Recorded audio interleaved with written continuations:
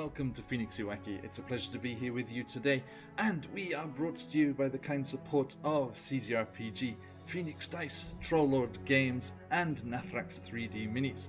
Look out for your chance to win in our fabulous giveaways. Check the session for today's giveaway. And, of course, you can get yourselves a lovely discount over on their homepages using the coupon codes that will pop up in chat. Do not miss this amazing stuff. CZRPG with their beautiful encounter design, maps, a fantastic Patreon for you to join. Phoenix Dice, their incredible, sustainably produced, recycled packaging and everything. They're wonderful Click-Clap Math Rocks. Do check them out. Trollord Games with their incredible Castles and Crusades original system and lots of D&D content as well. And the beautiful 3D printed and beautifully painted, if you wish, minis of Nathrax 3D Minis. Absolutely wonderful stuff. Please check them out and let them know that the Odyssey sent you. Now, let us also say a huge thank you to the wonderful people over at Sirenscape. Amazing music and sound effects for your games, and just makes the whole experience a completely different level.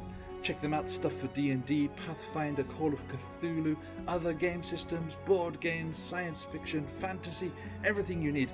Link in chat for your chance to get a free trial of this amazing product. Now, let's get into the session. To adventure!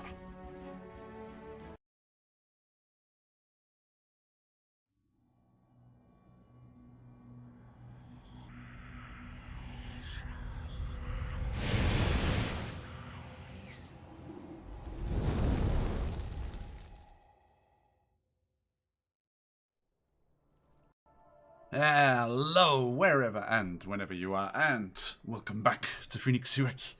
The boys are back in town, the boys are back in town.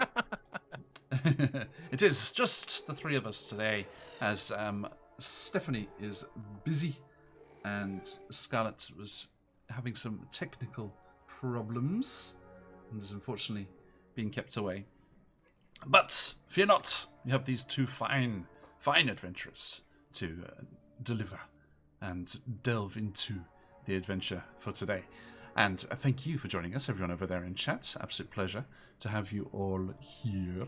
Cursed by Australian internet. Yes. It must have been hard going back from Japan. Japanese internet is so good. It was. Isn't Japanese internet like 9G or something? It's not quite that good, but it is incredibly reliable. Yep. Yes, any technical problems I have are because of my computer, not the internet connection. Yes. Okay. So, as the music subtly tinkles away in the background, let us jump into things here. It is very good to be back, my friends. Sorry, I had to skip yesterday's sessions. One for a good reason, one for a bad reason. No Barovia, unfortunately, because I was feeling a bit sick and not up to the DMing lark. But I'm feeling okay today and ready to jump into things here. But I missed Out of the Abyss because I was over with the fabulous AJ Winters celebrating their first year anniversary with an incredible bunch of performers and role players and streamers, artists and everything, throughout 24 hours non-stop all the way through. AJ went all the way through non-stop. Wow. Yeah.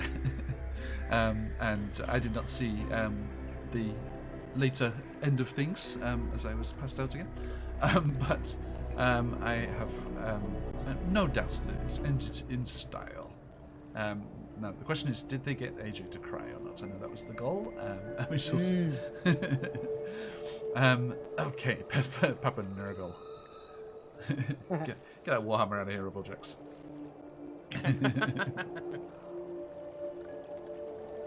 But yes, I am your resident Nurgling today. I am, of course, joking, Robojax. I started with Warhammer. Warhammer Fantasy Roleplay was my first tiptoes into this whole game. I suppose HeroQuest first. My parents unwittingly bought me HeroQuest for a birthday. And it's continued on from there. with a hefty That's how gap. it starts. Hefty gap in the middle. Gateway games. Yeah, the gift that keeps on giving. Absolutely. And now we have friends who did art for the re-release of Hero Quest.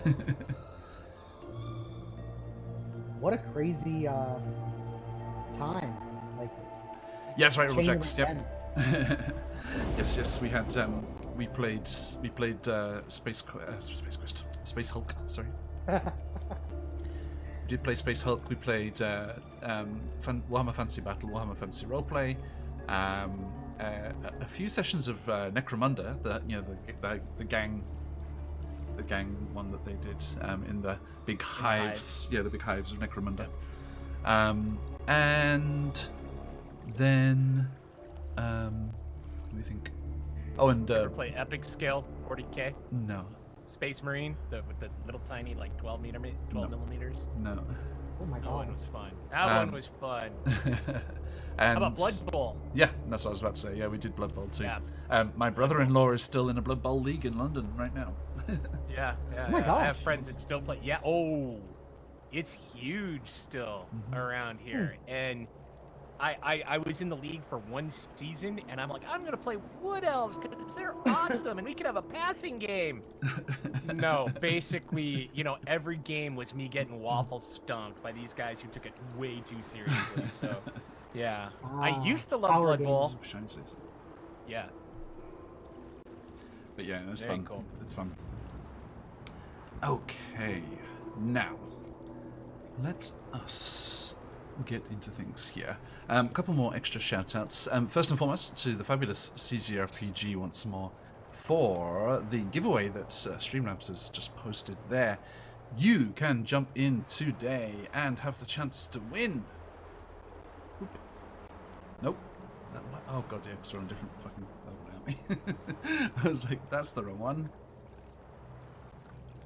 Why is that wrong? And I was like, oh yeah. Hey. We weren't supposed to be on this scene. Hey. Uh-oh. Good thing I got chat pop, though. Charlie's Spelljammer thing is still available. Thing. Yeah. Oh, Yeah, totally. There's also a bundle. Nice. Yeah, Frictionless did a bundle. Nice. With Wrong button, indeed. This is what I was looking for. You have the chance to win, dear friends, the fabulous Troubled Veil from CZRPG, a fantastic one-shot or location to drop into your campaigns. Fantastic stuff going on there. There we go. And yes, please do ! Enter in chat if you want the chance to win. We will draw a lucky winner at the end of the session. And you can have this fabulous encounter design, cool monsters and things to drop in as you see fit. So please do ! Enter in the chat for your chance to win that beauty. Yeah. There we go. Okay, so that said, let us also shout out the fabulous Evan Blair Art, who did this lovely character art for us. And if you are not aware, please do go and check out that fantastic fella. An absolutely wonderful, talented artist, and very, very entertaining person, and enjoyable stream to watch as well if you're able to catch them live. Very, very good community of peeps, supporting a very, very good streamer. As is often the case. I'm not sure what I did to deserve you. Now, there we go. Okay, so that is that, and let us remind ourselves just what is going on, because it has been a fortnight since we were here in Prismia. Oh, it has. Yes, indeed. So it is nice to be back here. We last left our friends as they were galloping away from the Briganok mines on Direwolf back, looking for their lost owlbear. They charged back up to the Fey Beacons, not the Fey Beacons, sorry, the Lockberry Henge, where the other fellas that were hanging, oh god, what the other people called? The Corrids. The Corrids told them that the feather that they had found belonged to these large peritons, these weird combinations of gargantuan ravens and deer-like creatures with a deer's muzzle and raven's beak, all combined into one beautiful, beautiful amalgamation. And they were told that the feather probably belonged to one of them, and they had been seen flapping about the place, hunting as they want to do. Fearing for their poor owlbear Juniper's life, they galloped off towards the Fey beacons, and there they saw an unconscious Juniper, the peritons flapping and squawking about the place, and an eladrin endlessly rowing about the beacons, rowing around the pool, clambering up the stairs to the top, lighting the beacons, and then descending to head off to the next one, only to have one of the peritons swoop in and bat their wings to blow out the fire that they had just lit. An ongoing and endless cycle of repetition, it seemed. Wondering what was going on, they stealthed around the water. So I'm going to change up the music because it's too subtle. I'm the opposite of AJ. The ZS, if you will. I'm not sure what the opposite of J is. I didn't count it, I just guesstimated it. As she does not like to have music on and stuff in the background to distract her, but I need something. I need something in there. Running away is always an option. Always. Always. But the Cyclops does have such very large legs. Long legs, right? Willie doesn't need to run that fast. He just needs to run faster than Emin. Emin flies away. Yeah. Okay. So, there you go. As he buzzes into the sky. Oh, not again. He's like, but I can go vertical. So, there we go. Let's get this tense music here. Actually, Grim, with Willie, no. And we all know Willie knows how to take a beating. That's an option, says Grim, the person with the character that died. Who died running back, which is the problem. Selfless, heroic bastard. Now, as you stealthed around, you came up near where Juniper was and distracted the peritons there, and were trying to sneak in when something was discovered, which made Corey take pause and hide away as the Eladrin became more visible and nearer, more within proximity of your hiding place. You saw that they were one of the courtiers linked with Idonius, Corey's father. He, descending from the beacon, noticed Juniper as well for the first time, and happily cried out in recognition as this beast, this chariot-drawing beast from Idonius's court, was reunited with this other courtier. They seemed to be on good terms, and I mean, I think was it you? Yeah, you flew up there, didn't you? So that was before. Sorry, I'm out of order here. Emin flew up there and was talking, and was very, very, very straight and up, forthcoming about everything that was going on, and you were talking with this courtier whilst Corey stayed out of sight, hidden away. You discovered that the courtier, having failed to find Idonius, was seeking to activate the beacons as a way to get home. And if you can light all of them, a portal opens to your own home world, homeland. And the peritons, he was sure, were going to get bored and fly away eventually. So he kept on trying at it. As you were talking to them, the peritons recognized that some shenanigans were going on here, and they swooped down upon you all, whereupon Daisha? Sorry, it's been too long, and there have been fevers in between. I think it was Daisha that suggested, because these were a group of players. You heard that they were a group of actors called the Greyhawk Mummers that had been transformed into these beasts by the hag. It was suggested that perhaps a performance should be given, and you gave a performance, an impressive performance, and they were impressed. The Greyhawk Mummers were impressed and agreed to leave you be and flapped off into the Feywild elsewhere, leaving you alone. At this point, I missed Emin, the one-man show. No, I think it was Daisha playing music. Yes, Daisha was playing music, and Emin was dressed up in like a carnival attire, and I think it was just the two of us. Willie was doing small fireworks. Prestidigitation, yeah. Oh, okay, cool. The spell. I just can see you gambling and cavorting around. It's Larda.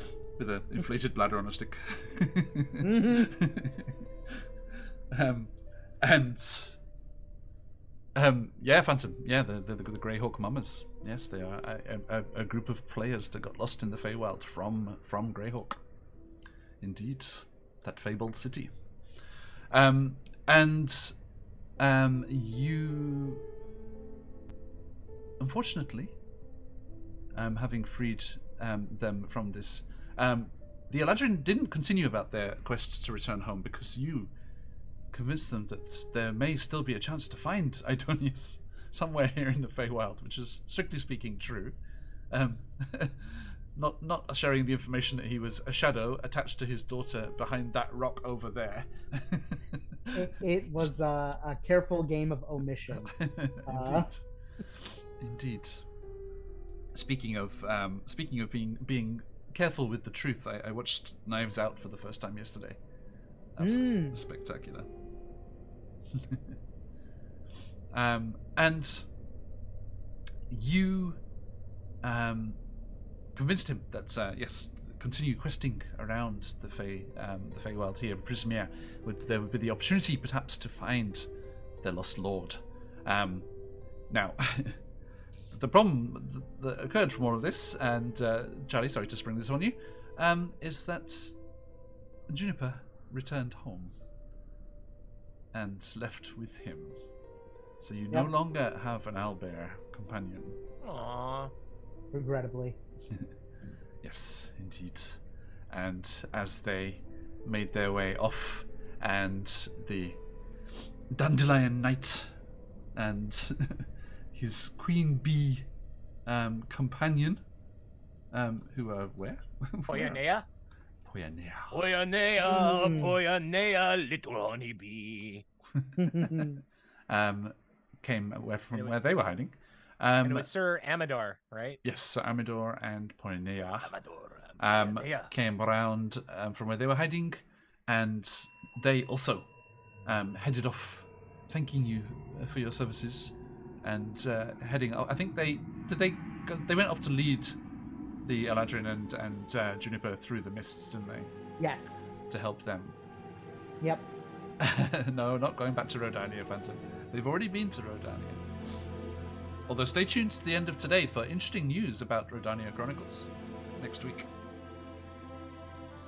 Announcing here for the first time. You kind of slumped down, relieved that this has all ended in this certain way, and interested in this potential way out of here, because you've discovered these beacons that can be lit and open a portal to your home, and you were just beginning to settle and relax for a moment when there was a rumbling and a shuddering of the earth beneath mighty booted feet, and the gigantic Cyclops beekeeper known as Mudlump, came galumphing through the beacons and the peaks. Here you go, Charlie. As he was roaring with rage with his massive staff, with its huge how big is he? beehive on the end. How big is he? Because Cyclopses I thought were only large. I mean, the picture makes him look absolutely gigantic. Yeah. Yeah, like Godzilla size. I don't know how big those pieces of rock are. Hang on, let's look. Mechanically speaking, he is huge. Okay. Oh, okay, so he's about 18 to 20. Large. Yeah, large is 10 to 12, I think. Right, large. And then huge, yeah. And then huge, yeah. Yeah, and then finally gargantuan. He's huge, yeah. great. Yeah. Yes, big boy. And he was searching He's for 9 squares. He was searching for his stolen queen bee. Angrily. And that is where we lost things last time. And that is where we shall dive in today's Wild Beyond the Witchlight. I come back to freaking One-Eyed Godzilla. Great. Welcome back, Charlie.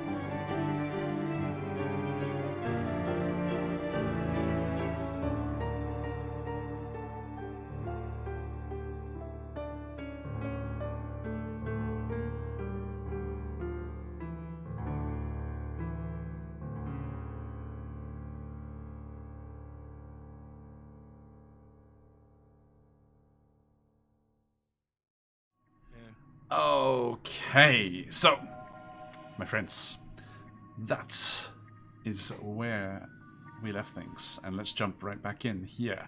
Welcome in, everybody. I hope you're having a great old time. Hey, Silver, how you doing? Hope you're well. Yeah, everyone, as Silver has there, jump into that giveaway, ! Enter. Oh, and Grim, thanks for sharing that Discord too. Yes, everyone do jump in the Discord. To get all the news and hang out and share what's going on with you and look for stuff going on in your games and all that kind of good stuff. Right, now, let us return and zoom in as we focus on our hero's predicament. And this large creature comes striding between the pillars of the Fey beacons. Does not destroy them. Good. Oh my god. Yeah. Just tears one down. Whoops. Swinging that massive staff with the that thing is crazy. Beehive. On the end. Yeah. Oh mein Gott! Ein Imkerei Cyclops! Okay, here he comes. No, not fight music. Noisy. Not fight music, no.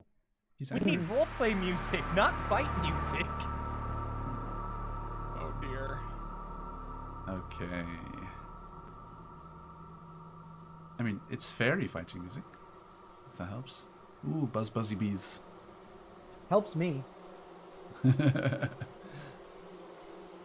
So every time this sound set starts, Emmy gets inspiration.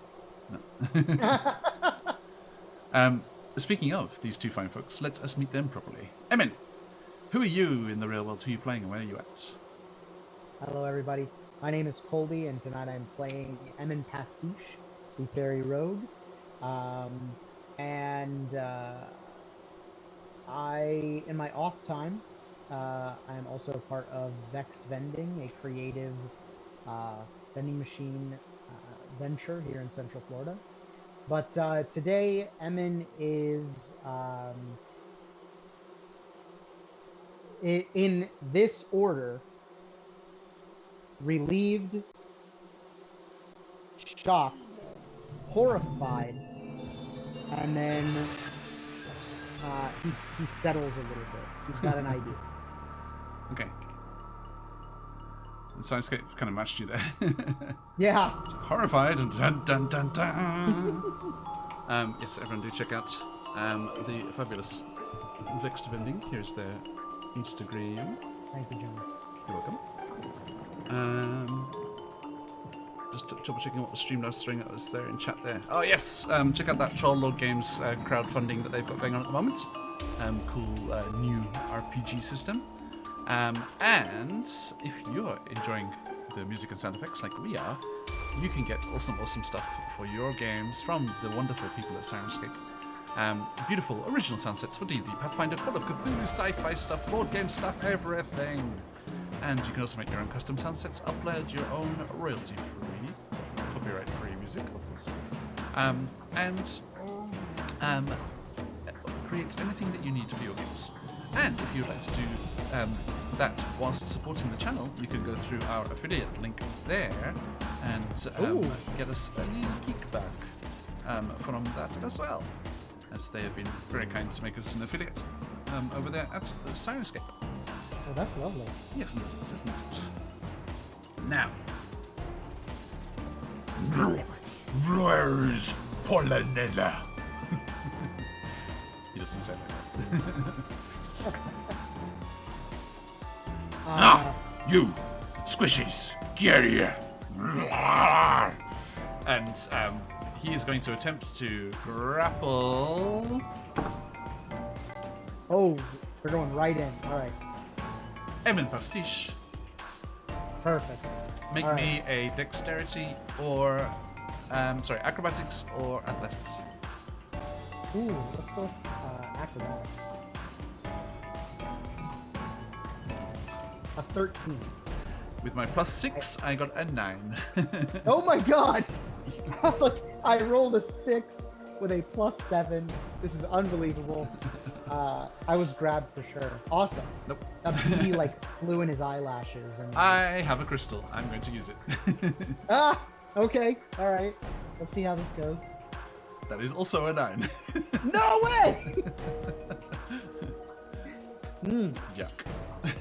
Oh, by the way, as this rather stressful situation occurs, let us quickly find out just what those two lovely subs from Charlie are going to inflict upon the both of you. Ooh, okay. Yeah. You could Bring save it them on. for a different. Watch, we're gonna reduce in size or something. D100s, please. Oh, you got it.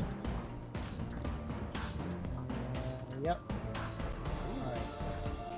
No whammies. I uploaded the new treasure chest dice on D&D Beyond. Have you used those? No. Oh, they make this really cool like clanking noise, and if you roll like a what is it, like a 1 on a 20, it turns into a mimic. Whoa! Hey. Yeah. I got they a were like a freebie. 90. Were they a free? Oh, Yeah, they're a freebie. hold on. Oh dear, here we go. Thank you, Daisy. Yeah, I got a thanks, 90. Daisy. I guess that's one for me. That goes to Mudlum. He's gonna grow a size. Watch. They get the traditional table. You two do not. So, what'd you get, Charlie? A 36. Okay, Willy Grimm, 36.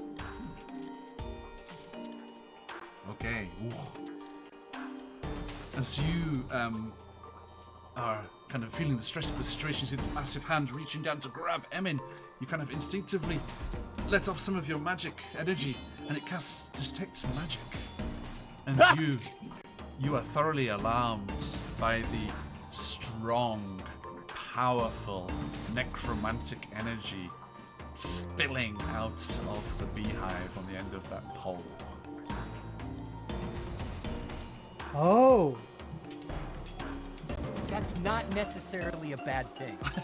It's not Very necessarily. interesting. Yeah, like Shiza. You know, yeah, because it's necromancy. Technically, just manipulates life energy. We Right. associate it with evil, so not necessarily a bad thing. Not necessarily evil. So, Either. I'm invested. But we are playing with John, so we're screwed. I got a 90. John. 90. Okay.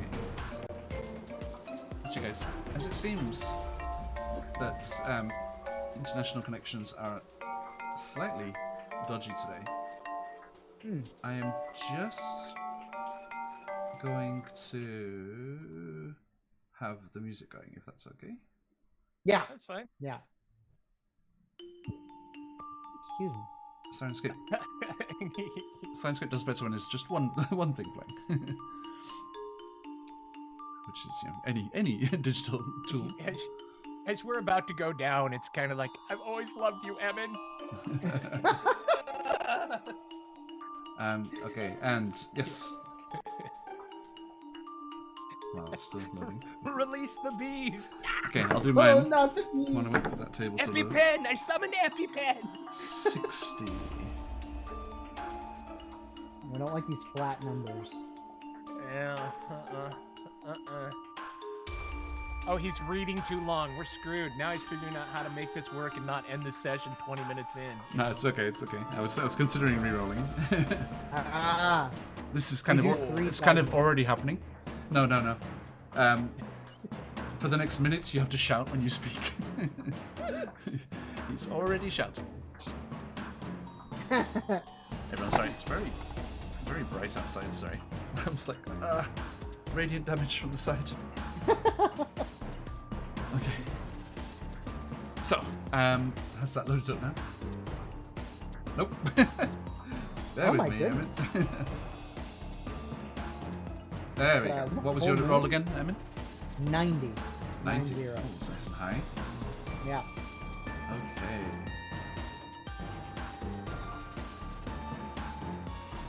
Okay. Okay. For the next minute, all creatures within 100 feet step very gingerly and ignore difficult terrain. So everyone's just tiptoeing around the place. Very interesting. Okay. All right. Although actually, hang on. Like we're making sure we're not accidentally stepping on any bees that may have alighted on, low-placed flora. Yes, indeed. I'm actually going to give you the choice there, because those two aren't particularly bad and potentially useful. Sorry, I'm not sure where my mind went there. I was supposed to spin the wheel for you.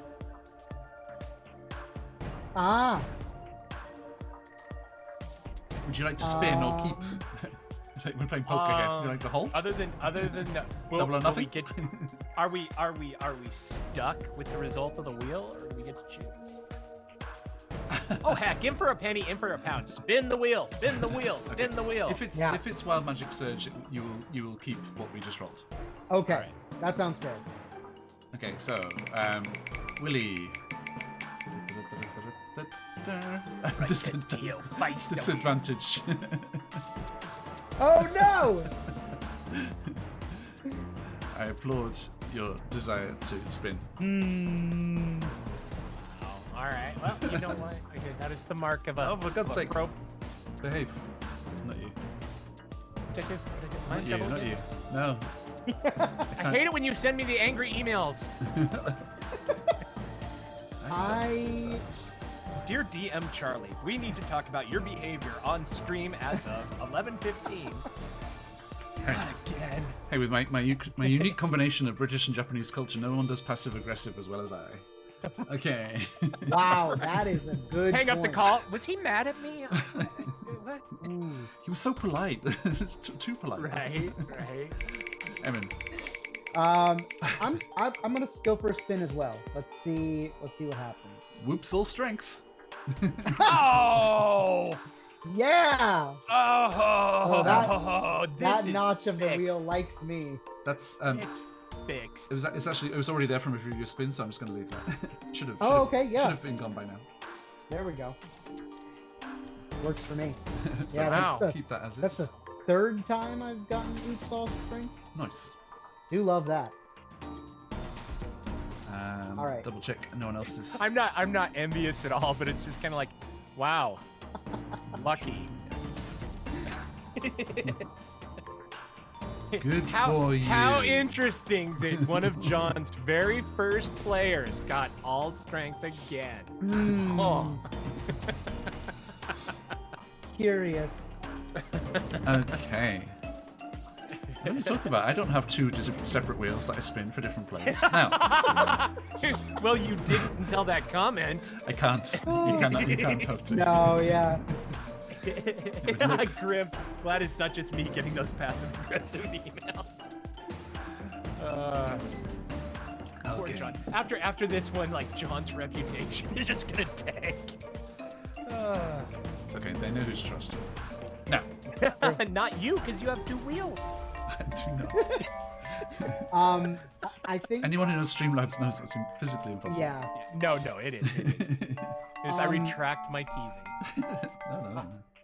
I think what I'd like to do is after Mudlump tries to grab me and fails, I'm gonna just kind of like fly around his hand and kind of like alight on his wrist, and just kind of like cup my mouth to try to make myself a little louder. Yeah.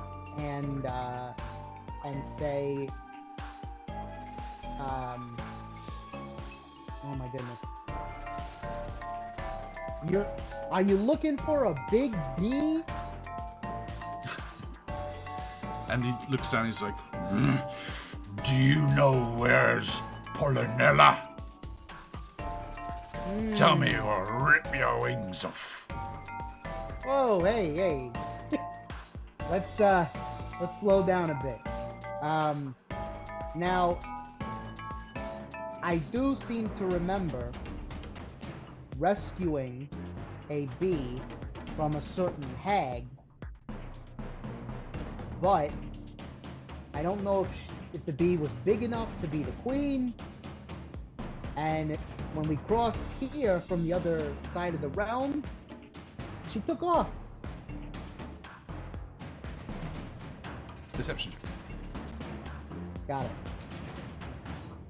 Contested insight. Insight is wisdom. Yeah. Let's see. Do I have a crystal form? Yes. You do. I am going to use it. Okay.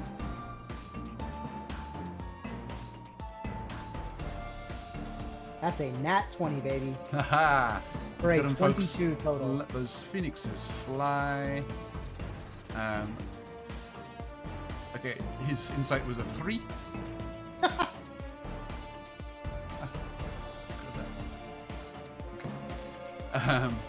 And I had a -2. Unfortunately. Oh, okay. And he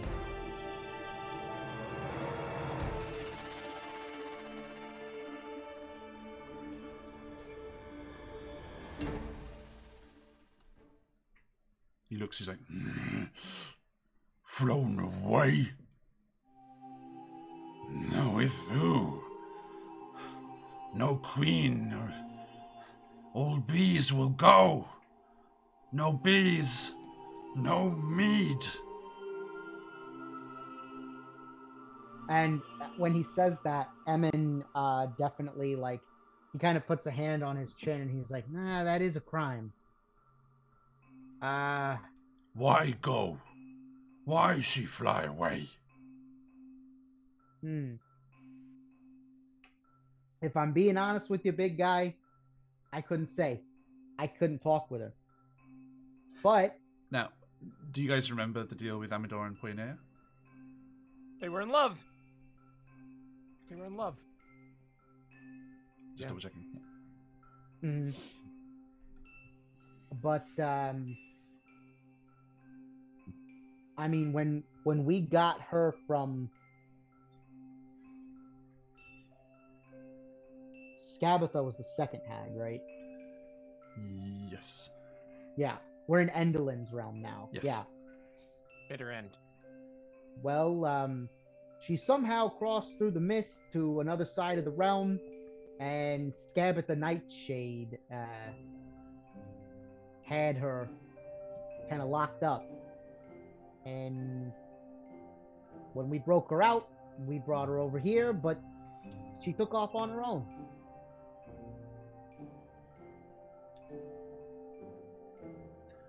But why not come back to Hive?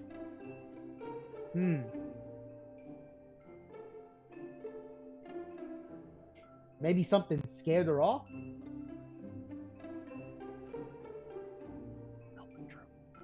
Truth! The truth! What you say, Beardy? I am just simply saying that Eamon, my good friend, is... I am thinking that she maybe had affections for a certain... I'm about to go French. I forgot how to do my accent, so tonight Willie will be speaking only in Sylvan. What is true love? Love. It is an excellent thing to have between two people. Amor. She... I have drawn a blank on how to do my German accent. Holy crap. Wow. She... Yeah, she... Pardon me a second. She happened to have a young flower, a knight that she seemed to have great affection for, that we had met as well, that she left with.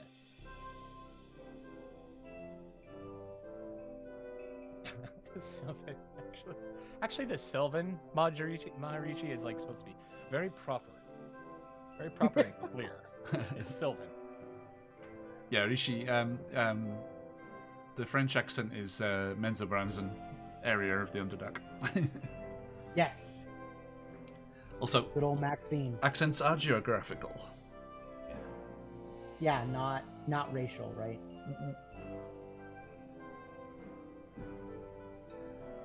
No, because the German is the Dalelands. Yeah.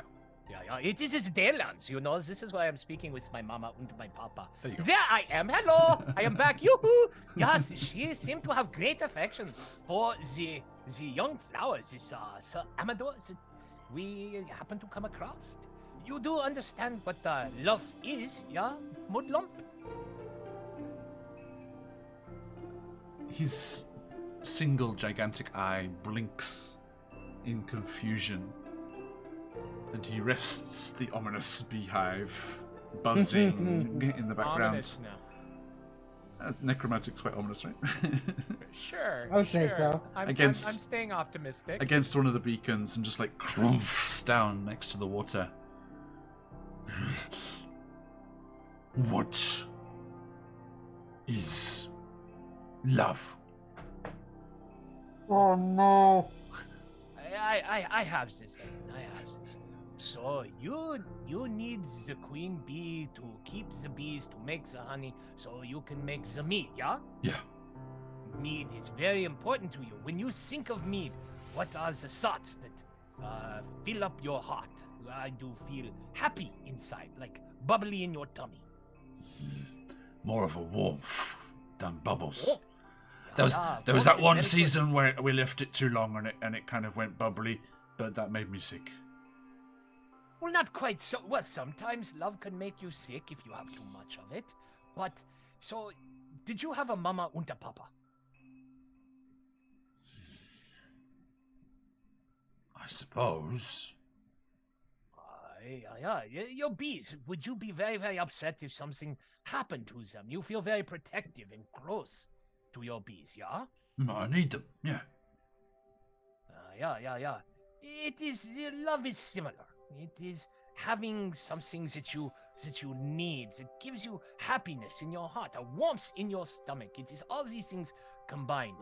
But then it is the power of the sun behind it. Not just a little feeling, a strong feeling that can totally overwhelm you. It makes strong men fall to their knees. It makes the sturdiest of people weep for joy. It is a great and powerful feeling. It makes the poets sing.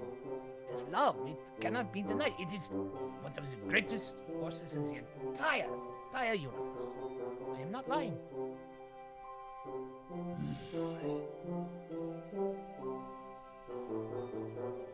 Mud lump.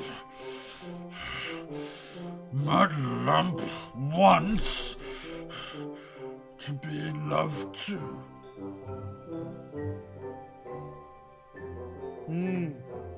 Ja, und my good friend here, Emin, can help you with that. Emin, take it away. And Emin, as Willie says that, Emin, he was very much like kind of enamored with Willie's speech, and so he snaps out of it, and he's like,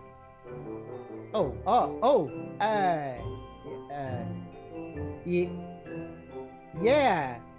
And you see Mudlump's eye kind of just like flicks down to your rapier and your kind of general garb, which you change back into, I assume, after the performance. Yes. Not so kind of and he's like, You, knights. Yeah. What can I do for you? Valiant knights need quest. and a So? massive finger just like prods you in the chest. Find Mudlump's true love. Find Mudlump a girl. Oh boy. I mean, as Mudlump pushes him with his finger, he kind of like he leans back on on his heels, and as he falls back forward, he uses that momentum to kind of like slap his hands on his thighs and like kind of lean forward in like a very stressed motion, and he says, "Oh, okay. Well, if you're looking for love, you have to start at home. You have to, you want to make sure that you." And as he's like he's gesturing at himself broadly to try to come up with something to say, and he stares daggers at Willie. Meanwhile, Willie's like, I did not see the port. Was it? Well, how's the sailors going? We follow them. We should get lucky. Yeah, got some gold. Yeah.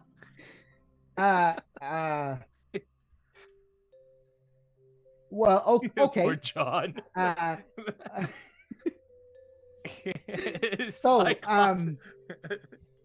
Muds, what kind of stuff do you like to do other than making the mead, right? What do you like to do? What's fun for you?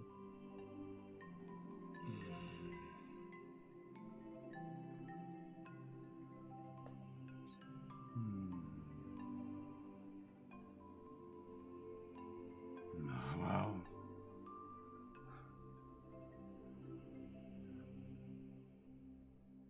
I'm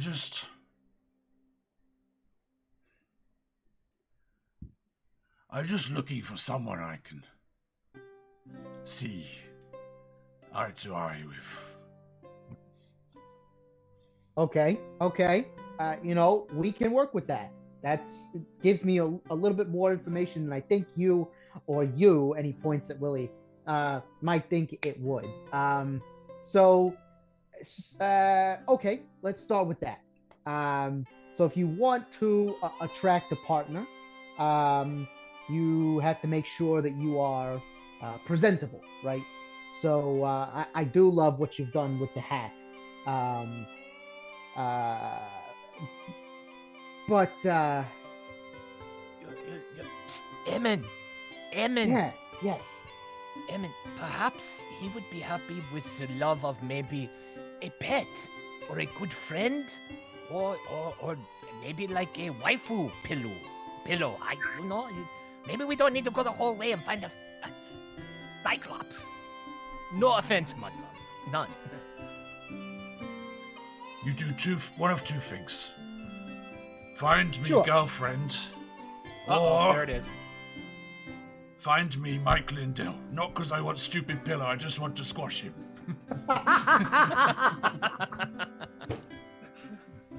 Hey, you know, Sorry. no, that was good. I love that. Okay, It's difficult now he not have iPhone. Can't track him.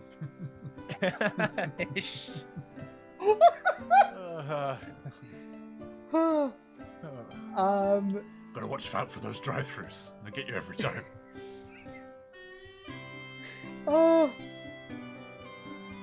oh my God, the topical humor is throwing me off. We have to find a Allowed, cyclo. Dave. Well, does she have to? Mudlump, question. Are you open to dating outside of Cyclops? I mean, maybe we find you a nice ogre girl, or a hill giant, maybe. Yeah. Not necessarily a Cyclops. Right, maybe an eye to eyes situation. Yeah. You know, it's just if you open up who you are willing to date, you have more options. It ultimately is a numbers game. So my papa says.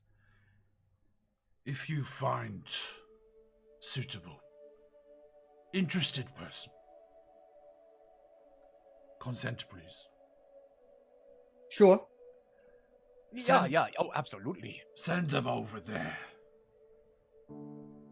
Mountain to right of Moon Lightning Rod. He points over this direction. Uh-huh. Yeah, you got that, Willie? Yeah. To where the kite is.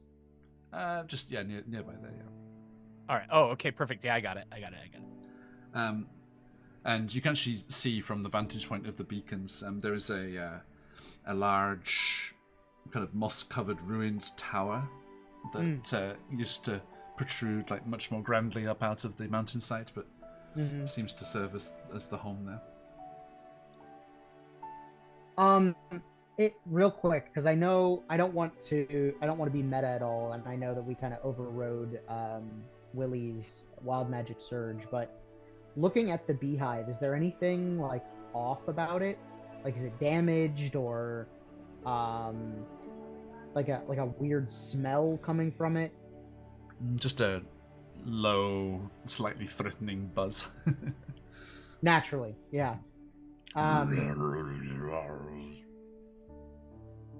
Hey, Muds, not to change the subject. Muds. When the queen left, Polynella, is that right? Polynella, yeah. When she left, do you remember anything happening? Did the beehive fall? Did Yes. something strange get it? It fell. No, something strange. Yeah, Oh, I felt sadness. I am aware of these emotions now. okay. And Emin will turn his head towards Willie and say, "Oh, we've got some kind of full awakening thing going on here." Okay. Sadness. Was that before or after she left? After. Did anything happen before? Harvested honeycomb. And to do that, you have to open the hive, yes? And you didn't notice anything strange? No. Like this? Look. And he just like pulls the top off. Whoa, okay. I'm gonna, like, Emin is genuinely shocked that he would just do that. And he is gonna look at the hive, he's gonna look at Mudlump, and he's gonna say, he's gonna point to the hive and say, can I get a closer look? Be my guest. Emin is genuinely chuckling to himself as he kind of takes off, and I didn't mean to say that. No, I was like, mid-sentence, I was like, hey. And do I see anything strange inside the hive? It looks to be a perfectly normal, kind of beehive. There are racks within, for the combs. And Yep. It's kind of a wicker basket one, a bit more portable than the larger ones, but and there's lots of bees just hanging out, Milling about. Mm-hmm. Huh. Well, it's as you say.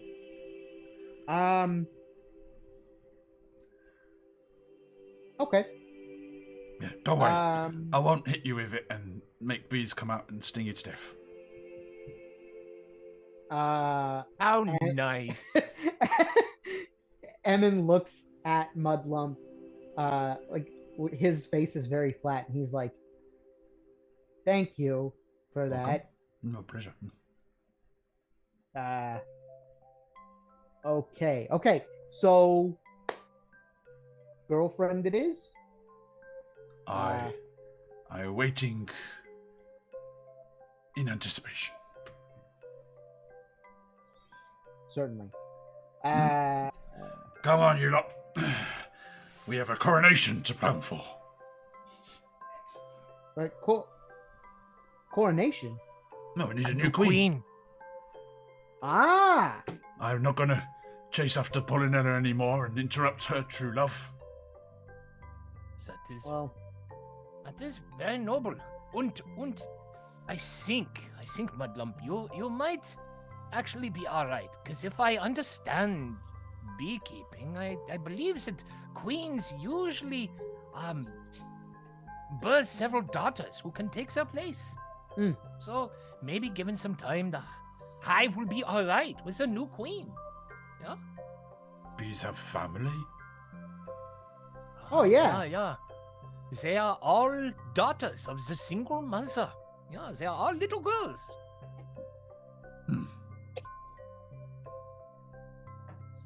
Understood. Oh, right then. Need to address properly. Come along, princesses. Back to the palace.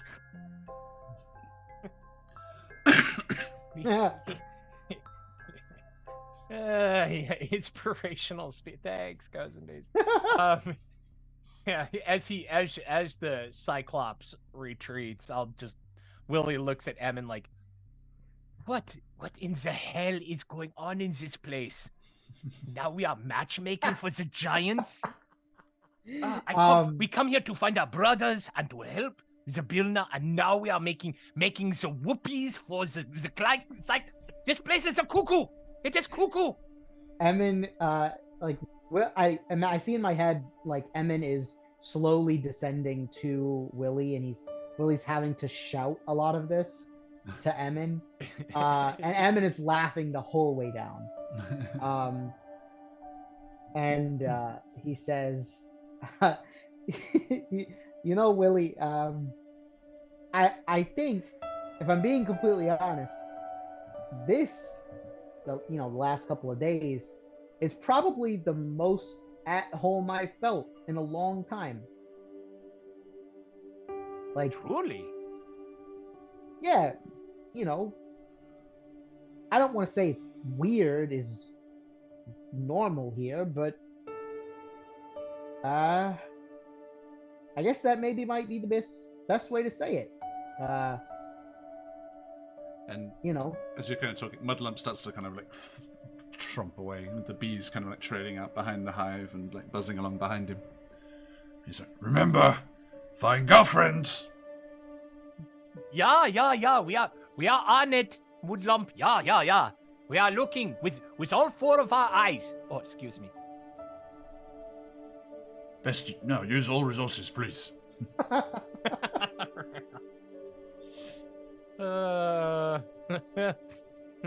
Emin, you're secretly Cupid. I have to get you a little toga. Speaking of famous people from myths and stories and folk stories, if you will, I really like, beyond any other series so far, I really now want to jump into what's it called? Dimension 20s. thing? What's their subscription thing that they broadcast on? Oh, Same as College Humor. oh and my those God. guys. It's Mason. What's the Dimension 20 network thing? Mason. Oh, No, No. the streaming network. Dropout.tv. There you go. Dropout. Dropout TV. That's it. Yeah. It's Yeah. worth it. Yeah, I really want Dropout because their new like horror, fairy tale based horror one that just started like yesterday looks incredible.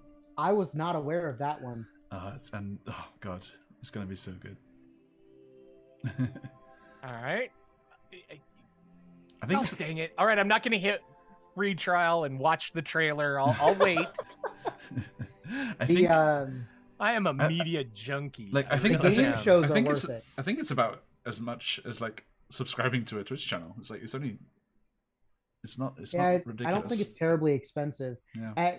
Probably because of like they don't have to do all cover the licensing and Right, overhead and things like that. Yeah, yeah. But the game shows are worth it, honestly. Yeah. The College Humor game shows are. I mean, actually. I love them actually, yeah. Holy moly. They have like this one Breaking News Network. I don't know if that's Okay. still running, but I haven't yeah. seen that. Is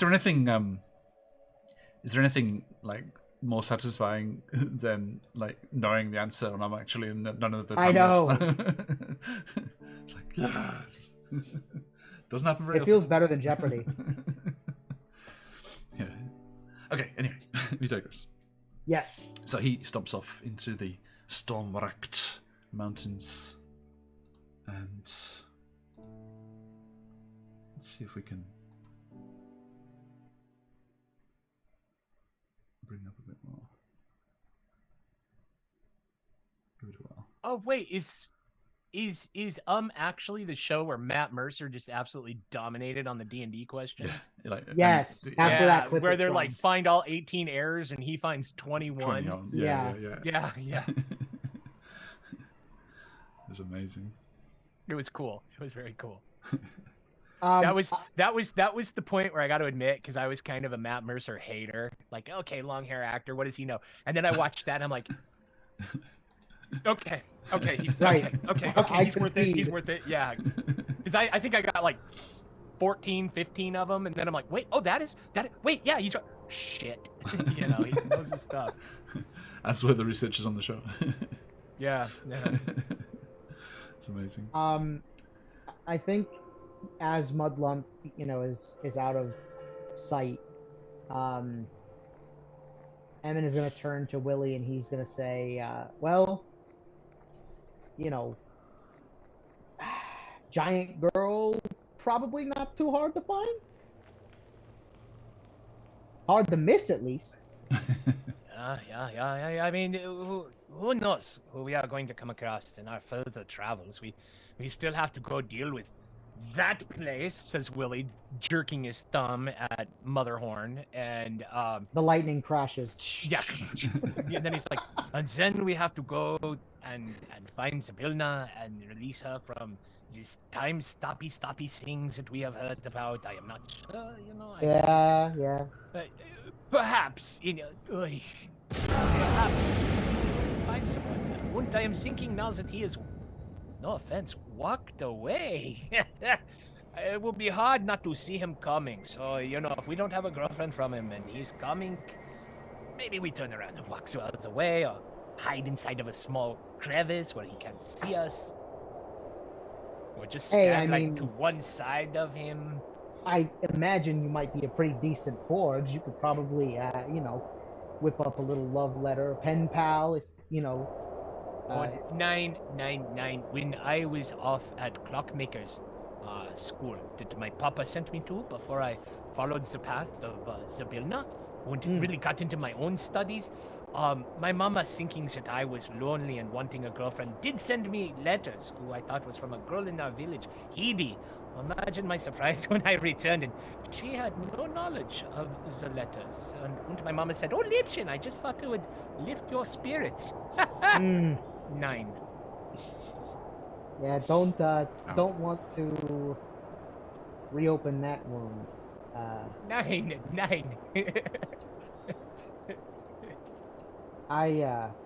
That's actually when I was in basic training, a buddy of mine, his fiance sent me letters because he had been in basic training and I came home all ready to meet this girl and like, oh sorry, and it was like, Oh my god.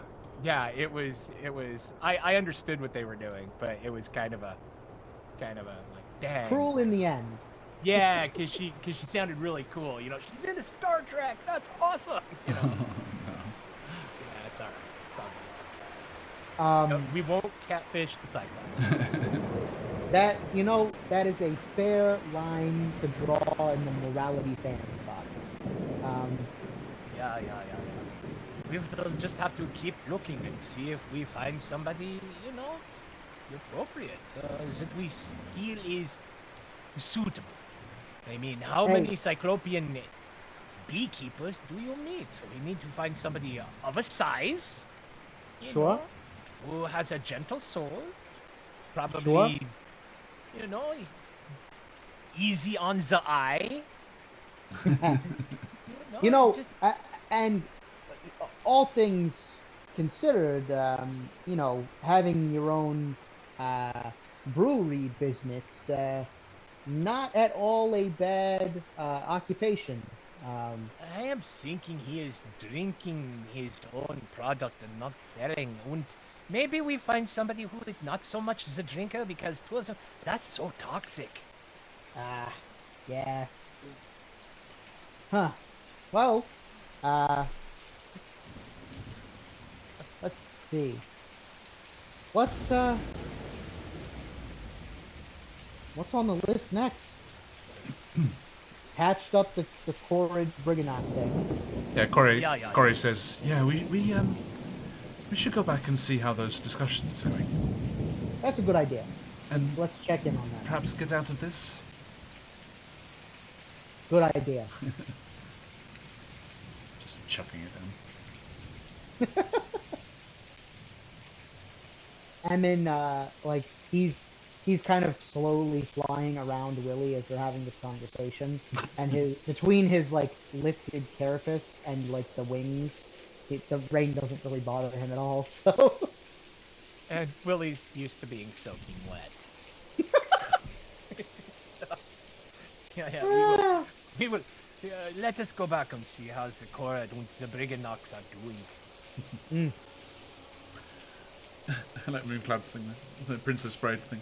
Sleep well and dream of large women. That's just, I got to admit, you like that. 40 years of D&D, hooking up a Cyclops is a new one.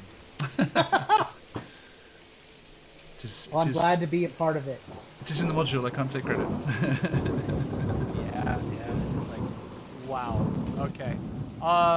Yeah, so let's head back and figure out how that is, because I'm pretty sure we're not going to want to try and take on Motherhorn with just the two of us. No. Okay. Decidedly no. So, we could reconnoiter. The five of you. I mean, if you want to, if you're wanting to reconnoiter, I mean, the secret tunnel from the mine is probably the best way to go anyway. That what you want to do? I mean, we could get some. Lily's more than happy to let Emmon sneak in there and get some intel. It's a sacrifice he's willing to make. I'm sure. You have your invitations to meet with Enderlin. That is true. A diplomatic meeting may be not the worst thing in the world. Yet, we did get engraved invitation, so it's not like she does not know we are here, so there's no element of surprise. There might be some value to this. The element of surprise will be when we roll up there and all three of them are there, and freaking Bavlorna and Scabatha just point at us as soon as we walk in the door. However, keep in mind, Evan, you know the rules. We are there under the rules of hospitality. And Hey. they are her guests as well, so they will not dare violate Enderlin's hospitality to us while we are her guests by invitation. To do so, it opens them up to who knows what manner of curses and ill effects. Willie says, hoping. Hey, mods. Who's the fastest? Oh. Uh-oh. Oh, gee Louise. You're playing. You shouldn't have to do it.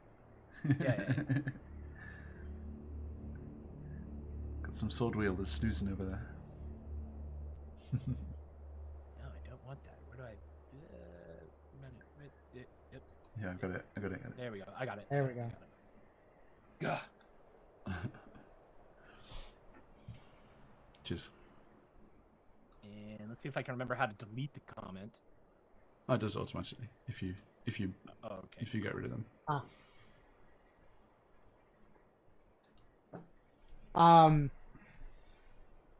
When Willie brings up the the whole Fey societal rule element, Emin is going to nod his head and he's going to say, yeah, those rules often bite, but sometimes the leverage is nice. Yeah. I mean, how many times have we been ourselves? We might as well try. Let's check in with the Cords and the Briganox first, and then they can take us, Yeah, I agree. Hopefully they have ironed out all of the difficulties. We can proceed with a plan to deal with these hags once and for all. Okay. So yeah, you make your way through the gullies and valleys as the lightning crashes overhead, starkly silhouetting the jagged peaks against the roiling thunderclouds that streak across the skies above. And as you make your way round the shores of that lake once more and towards the plains and the forest in front of the Briganock mine, where they had agreed to meet, you do see that, not caring one jot for the weather, you can see the Briganocks and Corrids all gathered. And perhaps the first positive and promising sign is that they're not on two sides. There's not all the Corrids here and all the Briganocks here. They're all intermingled. Ooh. And you can see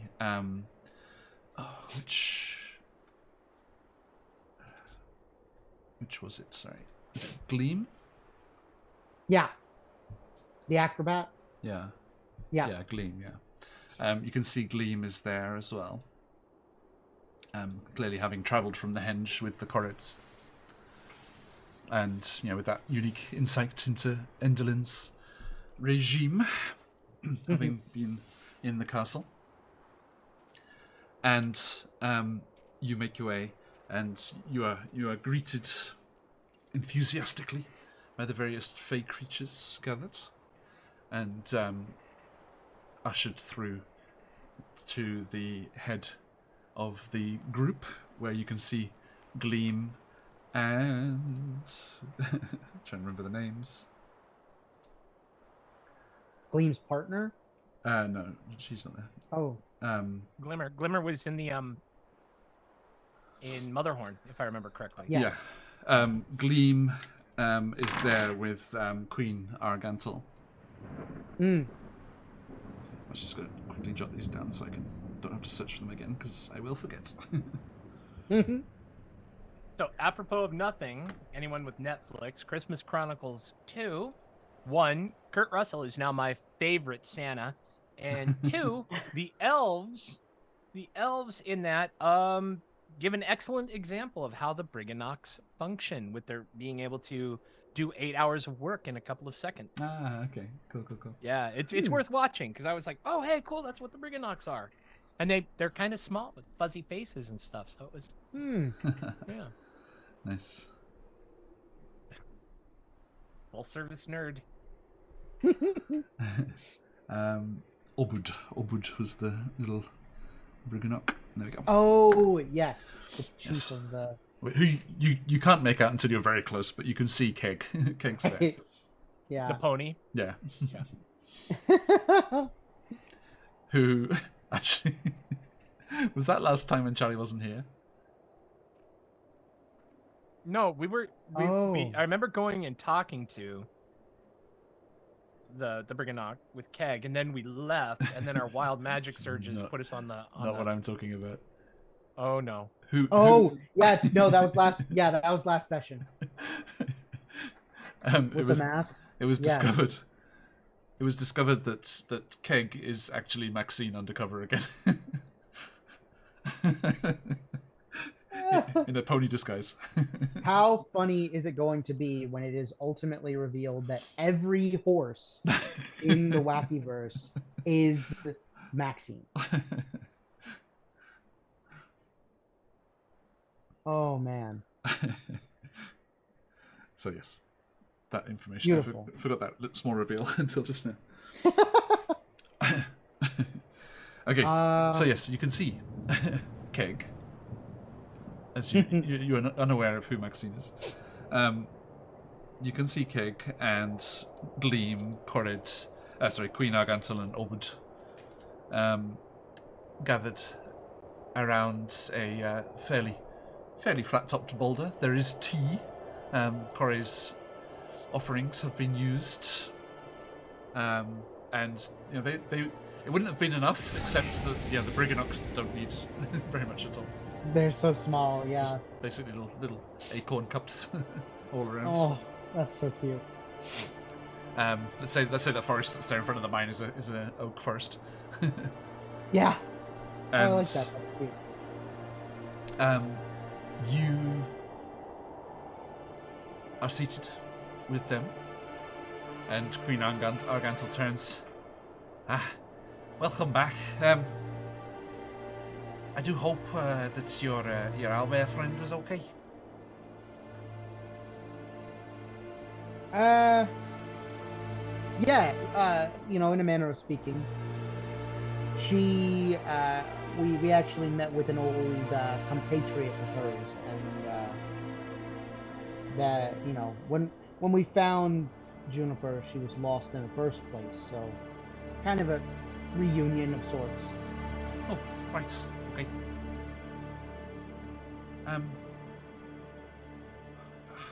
I didn't recognize the heraldry as such, but it looked to be of a winter court design. Yeah, that's right. Is there anything we should know about with members of the winter court skulking around the place? They are nothing other than that they're looking for a missing leader, as it were. All right. Well, hopefully it won't be too much drama. Yeah, they're still hanging around. Like, so Juniper and her friend are still here in Yon, but I don't think they should be giving anyone any trouble. Obud. I'm kind of hesitant to say this without Scarlet here, but it just makes sense. Obud pipes up from the back of Keg. Yeah, it's quite funny. There were some Winter Court folks skulking around the mine a while ago. Oh, really? We were a bit discovered, but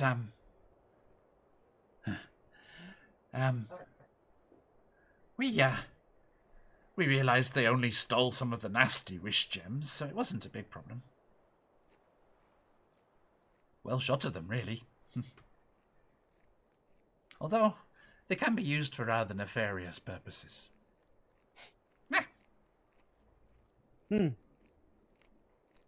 That's good to know. They're rather blasé about their magical plutonium. I like that descriptor. Yes, unfortunately, it didn't have the Dar-a-Lago to protect it. Oi. All right. Is that right? Is it Dar-a-Lago? Dar-a-Lago. Yeah. Where's it from? The Black Panther Warriors? Oh, I didn't. Oh. Oh. Is it Dar... What are they called? Dar-a-Lago? I can't remember. What's the pronunciation? I actually have not seen either of those movies. I have not seen the second one. They're both amazing.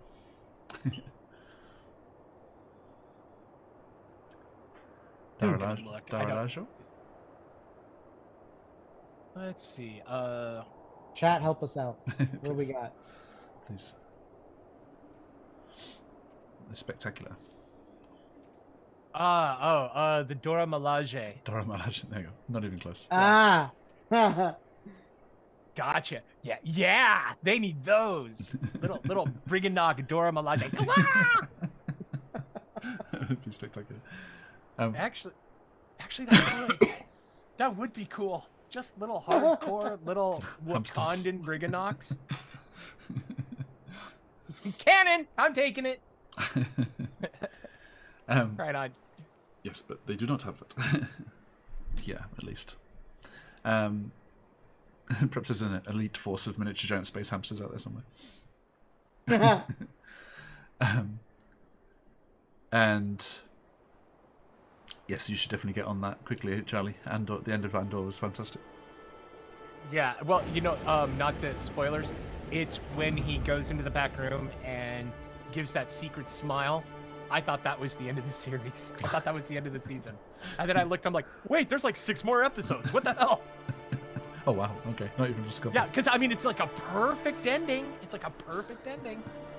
So, True, yeah, true. I'll probably watch it tomorrow. Okay, so the cat. Yeah, he signaled to me that he wanted up. Can you go on the other Never shoulder? done before. He's hidden behind your portrait at the moment. Oh, hold on. The shoulder. There we go. Delicate maneuver. Cat butt. There you are, everybody. Welcome. Enjoy cat butt. Floof. Okay, you're actually doing a service there. Nope. And Colby down, No. Colby down. You're doing everyone a service there, Emin, because we are without Emma and Lily in Jacinta later, so we will be without our regular proof. Stream cat. Stream Gotcha. cats. Okay, so you yes, they thank you profusely. But also Daisha looks quite perturbed by Obud's comment there. But doesn't speak to it in front of everyone. And Queen Argantil and Obud thank you profusely for sorting out the mess and bringing their peoples together. But Queen Argantil, merely for the ability to project further and be seen further, speaks to everyone. Now, everyone, as these fine heroes have shown us, we have long been fooled and made fools of, blinded by the trickery of the bitter end, turned against each other, when we should have been joining together to drive out these tyrannical usurpers. None of us can speak to what has happened to Zybilna. But all of us remember leaving the mountains for the day trips, trading, visiting friends, relatives even in the other mountains across Prismia.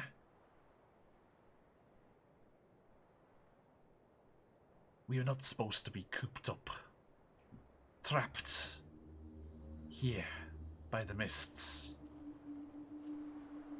forced to work in a joyless existence, suspecting and fighting each other.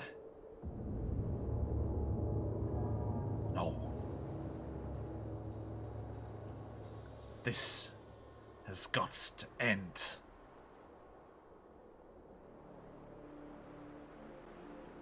Now. And she turns to you at this. We are all pledged to do what we can. But there are reports. Reports of the whole coven together. Perhaps if it was just the bitter end, with our secret access.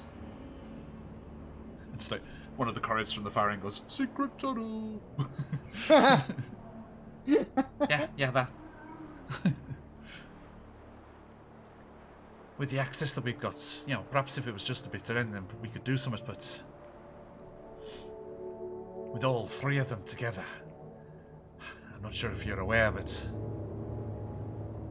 when a coven's all together, they have greater powers than when they're apart. Not just the sum total of their own powers, but there's something extra. The proximity to each other gives them a little, oomph. Yeah, meta. Don't they bump to like 12th level spellcasters? I haven't checked. Oh, I forget. my It's been a while since I God. read it, but yeah, it's not Yeah, good. yeah, It's not yeah. good. I just had a group do Bone Grinder, so yeah. Oh, Yeah. that is a grueling part of that encounter. Oh, Well, if that party, if their tactics were really brilliant, we just need to get them to follow us and take them out piecemeal.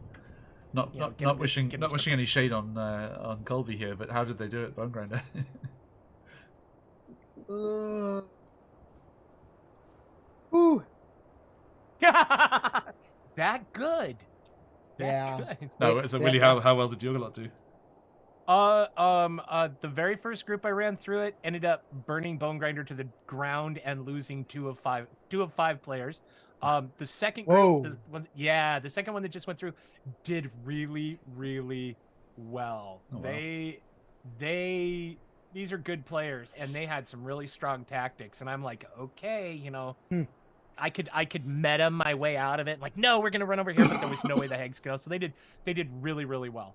I also gave him an out and kept Morgantha out, and she came after him afterwards, after they dealt with the daughters. So just for that very reason. Because all three, that's if you put all three in Bone Grinder and they're only 4th level, the DM has to work not to kill the party. You have to work not to kill your party if you let them run across all three the first time they hit that place. Yeah. Yes, I satisfied myself with killing the beloved NPC instead. Yes. That's why they're Yes. that's why they're there. NPCs are red shirts to show the seriousness of the situation. It was rather traumatizing. And they did burn it to the ground. Yes, and yeah, we did do Because that. they escaped into the ethereal. So, are you aware of there's like a side thing? Strahd's alter ego, right? That he's supposed to have, the Vasily character. I haven't gotten to him yet. Cool Strahd. Yeah, there's an alter ego that Strahd has to kind of if you want to run him around and like mess with the party. And I don't. There's Colby, did you guys ever realize that's who that was? 'Cause No. You talked with Vasily a lot in Vallaki. No. Yeah, okay, you got it. So, Mandy Mod. That was Strahd. Mandy Mod, if you do Strahd, has great stuff for Strahd. And one of the things they suggested was that the Hags have a letter that basically say, hey, that's to him in Vallaki. Yeah. referencing another location, and they had bought it hook, line, and sinker that these are actually nice old ladies. You know, they care about the kids. Yeah. Hang on, let me. I'm gonna drop this in chat for everyone at home, everyone watching. If you are running anything Strad related or wants to, do yourself a favor before you run that game and look at all of the Alexandrian and Mandy Mod stuff. Oh yeah. Here. Lunch Break Heroes is another really good one. Yeah, I like some of his stuff. It's a hit and miss. He builds off a Mandy Mod. Okay. It was useful at the start. Yeah. But yeah, that Reddit page there that has all the lists of all the resources for every location in Barovia, including the Alexandrian mod stuff, Mandy mod stuff. Oh, That house. I didn't know. Oh, I didn't know about this one. Oh right, and it's because it's got Strad Reloaded. Yeah. Ravenloft Reloaded. What's it called? The Alexandrian one. And then it's got Mandy mod stuff, and then it's got everything else for each location as well, like maps that people have made. Yeah, there's so much stuff in there. It's lovely. Okay, anyway. There you are, friends. Little freebie. Good for your Barovia one-shots if you want to give that a whirl. Or just any Gothic location, basically. The Bone Grinder material in there has fantastic hag bargains that I use a lot. In lots of hag encounters all over the place. We do love a deal here. Okay, so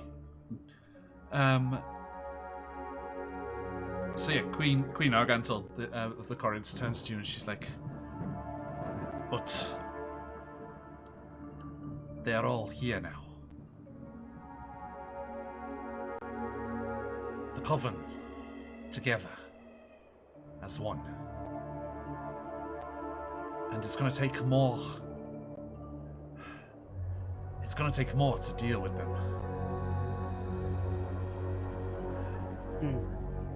Is there anything you can do? Is there any information that can give us an edge?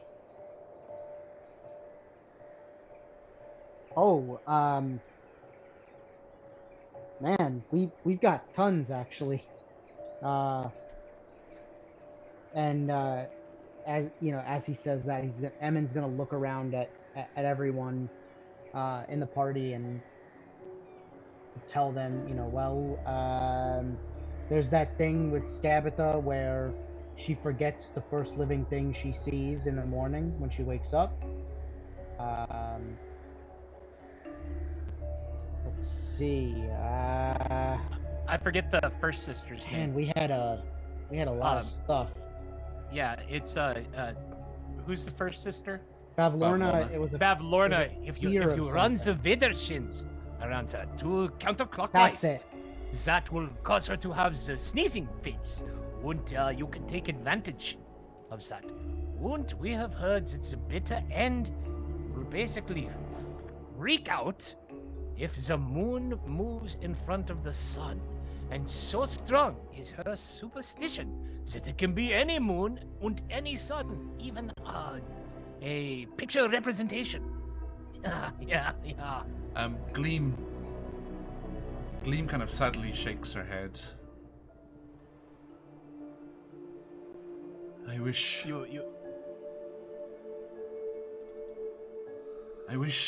that it was so easy. Representations do affect her, but not completely. She merely grows uncomfortable in their presence. This is why my sister and I live. This is why we are merely banished and separated rather than destroyed utterly. Right, because Gleam has it's not a mask, but it's like a facade of some sort. Well, she's the aspect of the moon, and her sister is the aspect of the sun. Yeah. Sun, yes. that does complicate things a Willie, little bit. upon hearing this, will kind of like grow startled. Sorry, I didn't mean to talk over you on that. No, you're good. Will grow startled. Have the characters in any way, shape, or form? Okay, Willie says. So you are saying that a true eclipse would be most efficacious in dealing with bitter end.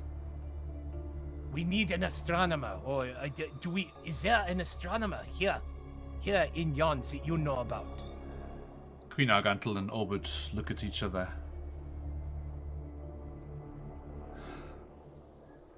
That's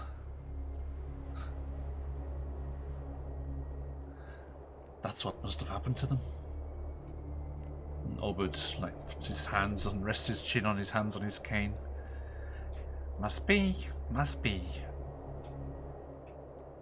I'm getting the impression that maybe someone has been dealt with. Happened to who? Queen Argantel turns. There used to be a very learned astronomer residing in the peaks here. The chair, I knew it.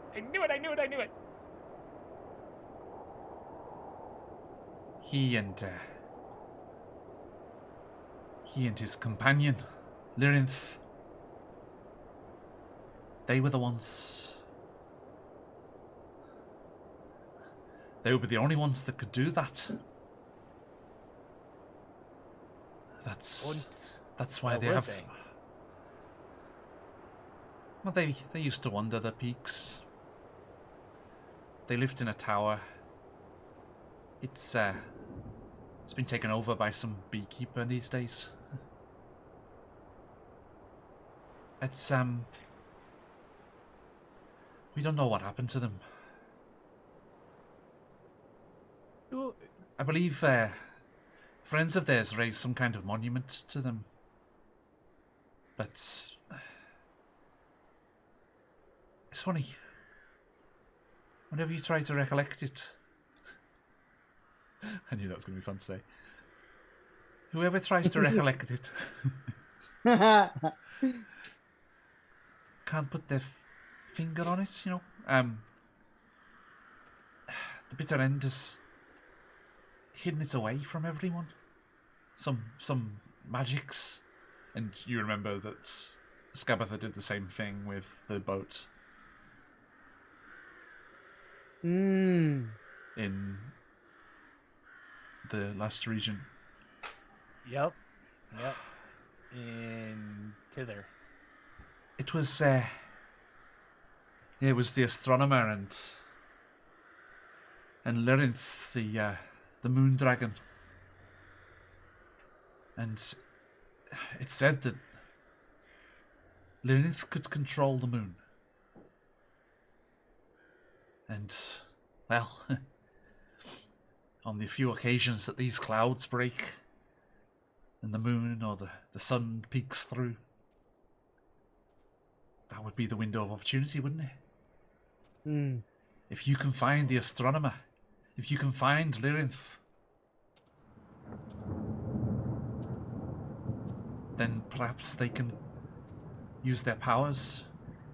And if we time our raid on Motherhorn just right, perhaps Lyrinth can use their powers to use the moon, block out the sun. A true eclipse. It won't be easy. You have to find the damn thing first. And you just hear a soft kind of... We hear a what? We'll turn and look. Yep. There's Daisha.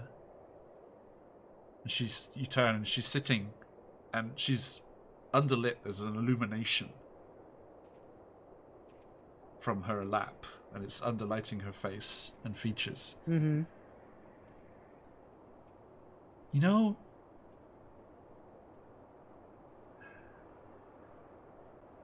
Your Majesty, this gift that you gave me, ever since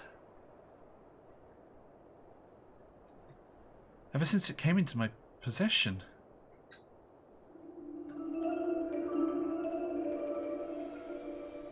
it's started to glow. And I feel it drawing me in a certain direction.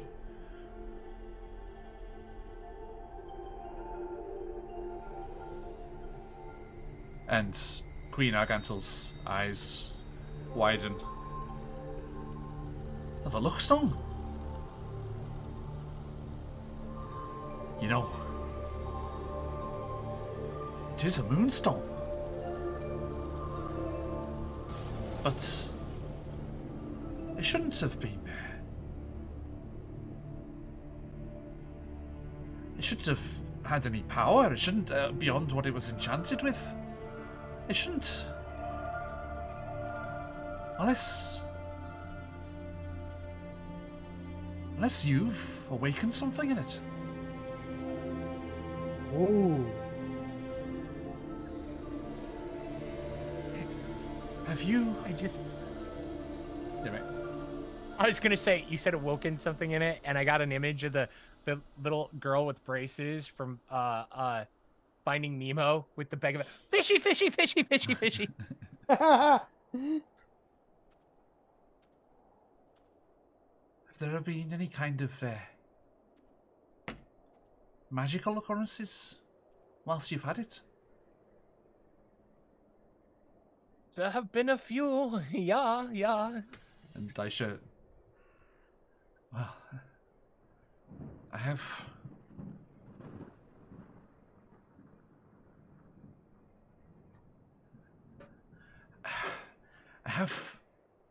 potential, but I can't control it. I can't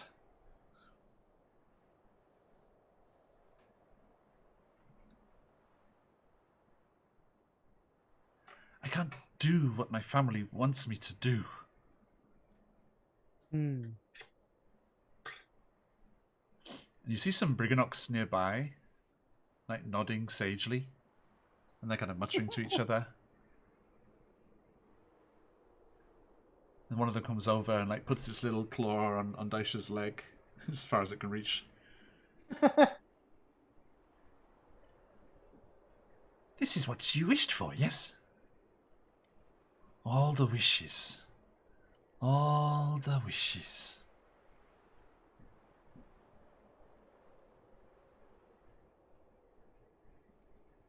He understands. And I mean, did Daisha tell you about that last time? About the what happened to her in the Briganock mine? Yeah. Yeah, I think she would. I think she probably filled us in, but I feel like it was probably very surface level. Yeah. Like, I don't think she would have brought up any of her own wishes. Okay. So yeah, Willie, you'd heard that Daisha had been fervently wishing for something on the material plane, and those wishes had materialized as stones. That's right. Yeah. I forgot. Yeah, when we came down here. A couple weeks. Yeah, it's been 3 weeks since I played. No wonder I'm like, what? And I really like Pathfinder, John. Okay. So, the channel you're looking for is Dead Aussie Gamer in the wrong place. I know. And you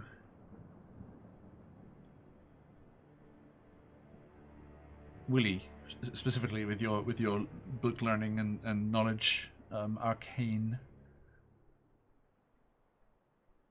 posit that the combination of all of Daisha's previous wishes with regards to her magical abilities, being physically manifest here in the crystals that are in the mine, along with the potential that manifests itself in these wild magic eruptions when she goes into her rage, into her zoomies. And then being gifted the Moonstone has brought her, the proximity of the wishes and the potentiality has brought that potential forward into her being, and then that has empowered the crystal. But all of her probabilities have collapsed into a singularity that she now holds in her hands. Quite. Yeah. Okay. Just look like a pulsar, kind of. And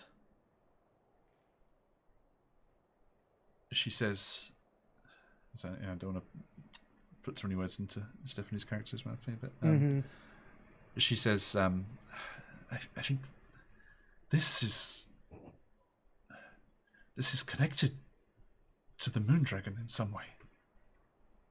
I think this can lead us to this monument.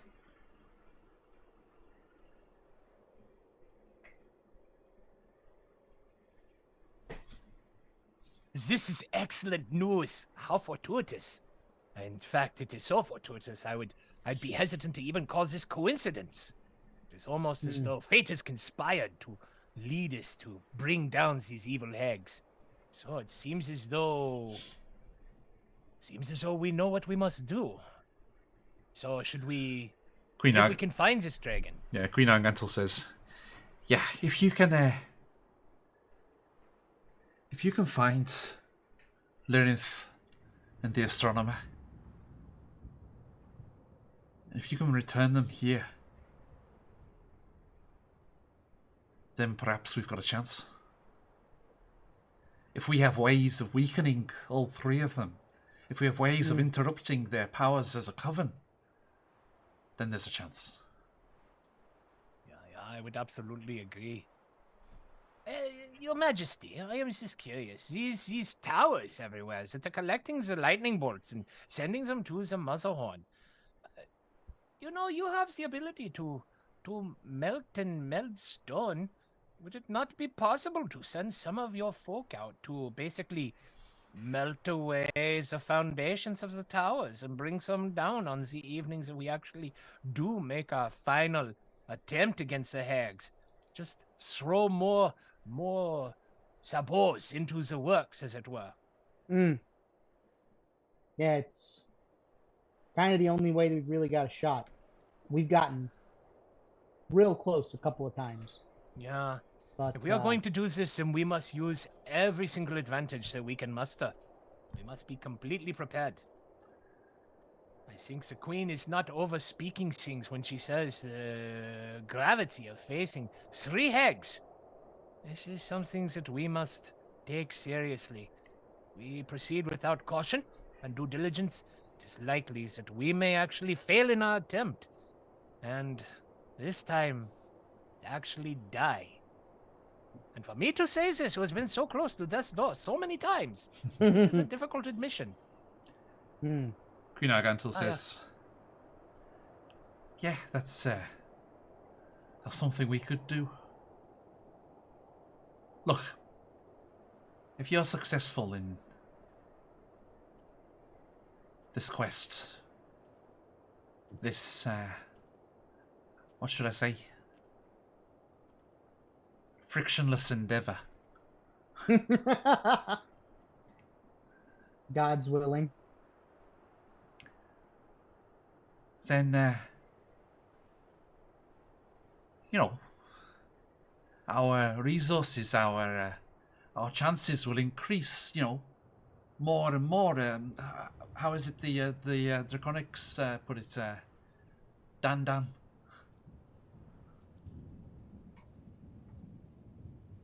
That is actually Japanese for more and more.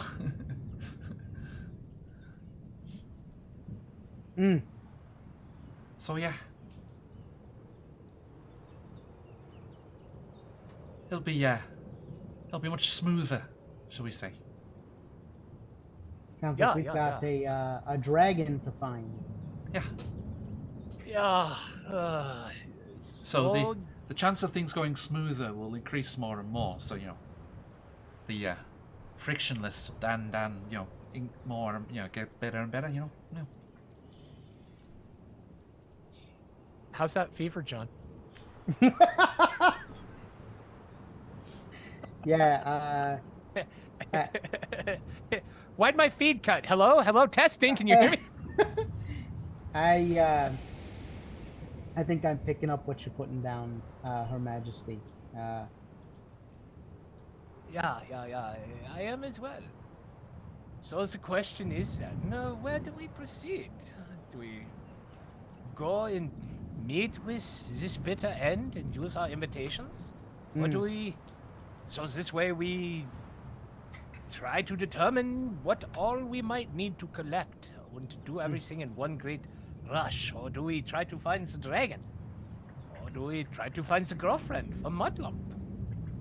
Yeah, Di, how does that thing work? If we put it in water, is it going to turn to whatever direction the dragon's in, or? Good callback. What's that from? I can't remember. Saturday Night Live. Is it? Okay, I don't know where I had it. Saturday Night Live. I've never watched Saturday Night Live. Will Ferrell and oh God, why can't I think of his name? I took this watch and shoved it up my Christopher Walken. Thank you. Yeah. Because he's the manager and he's like, the one thing this song needs is more cowbell. So now I think I'm gonna have to Amazon John a cowbell. So have you got eyes on stream there, ding, Willie? No. Okay. Oh my God. Shutting up now, sir. Thank you for running an excellent game. I'm enjoying myself immensely. Please tell me what happens to my character. I duplicated his disadvantage crystal. And deleted it. Good. Sometimes you just gotta send a message, You just got to set parameters here. Message received. Okay, I know where the boundaries are. Now, so the Queen Agantel says,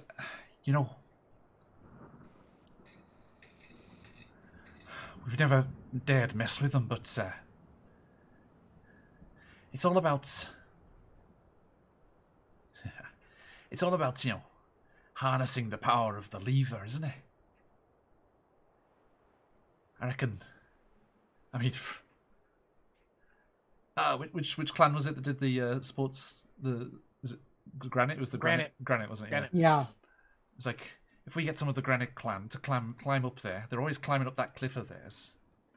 If they can clamber up there, get a rope on top, and we get just some quick maths in our head, 3 of us to pull on that rope. I reckon we can topple them down. We never dared in the past, but I reckon we could. This would be excellent. It will, it will power down any contraptions and stuff in the castle.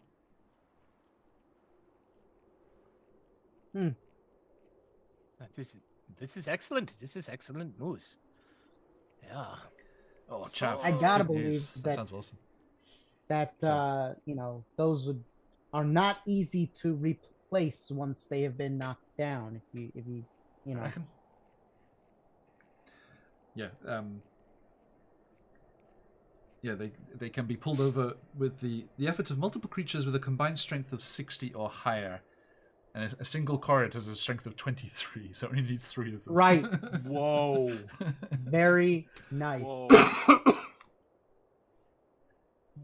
Whoa.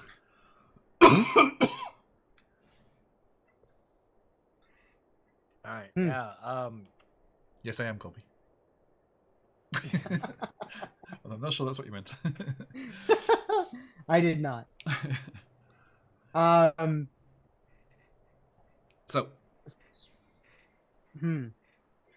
It sounds to me like we could do a couple of things at the same time. We get the Granite clan in place. Queen Arganta will do that. It's fine. Right, so she can take care of that. We go find this dragon. it's going to be good to have him on standby. Oh, And folks, then- if you're wondering why people on the material plane aren't invited to the Feywild too often, look at this wanton vandalism. It's graffiti. Graffiti on the cliffs. It's my favorite Who would do that? graffiti ever. Oh my gosh, that is horrible. The disrespect. So, you're going to follow Daisha towards the. Yeah, I'm very curious to meet this. Do we know what type of dragon this? Yeah, moon dragon. That's a why the moon moonstone dragon. works, yeah. Yeah. Okay. So this is not one of your normal. It's a moon dragon, not a lunar dragon. A Lunar. moon dragon. 10. There's 5 in each, right? 5 chromatic and 5 Yeah. metallic. Yeah, this is one of the lesser known drakes. Oh. That Willie knows nothing about moon dragons. Like I don't know if they eat the peepers or they eat the grass. I think at Sure. most MN might have heard stories, but So you're going to start heading up towards. Yes. yeah, Okay. let's get him. So yes, Queen Argantil sends off various crews to scope out the lightning rods, and then she's in council with Obud about how they can use the tunnel and what sorts of contraptions their designer. That's the other thing, you haven't rescued their designer yet either. He's still captive in the castle. Right. But that's kind of a that's gonna set things rolling. Yeah, If that's attempted. that's the go button. Yeah, right. So you start to make your way up through Yon. And We're moving Oh, up. I must answer the summons from the Feywild Bureau of Investigations. And 3 days ago, I believe I was at the YMCA, pumping up the iron to get strong. Case in point, if you look at the graffiti, 1, it is not in Billy's handwriting, and 2, that is very old, as though it was placed there sometime maybe in September or October.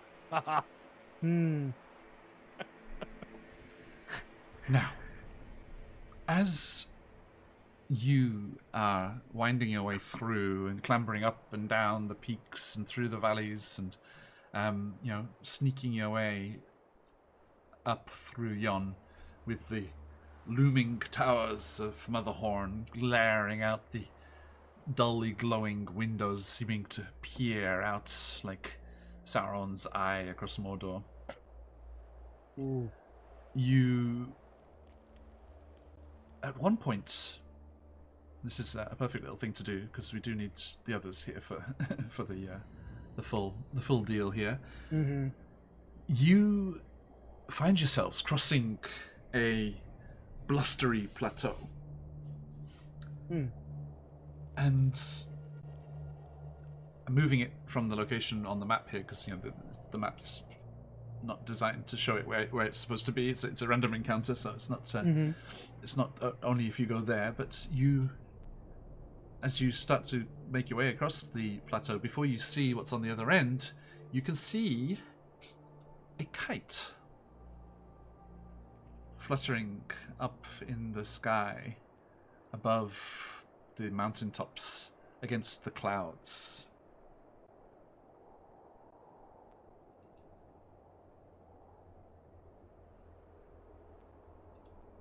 And as you get closer, you can see a very unhappy looking goblin child holding onto the kite's thread. You start to hear a sound.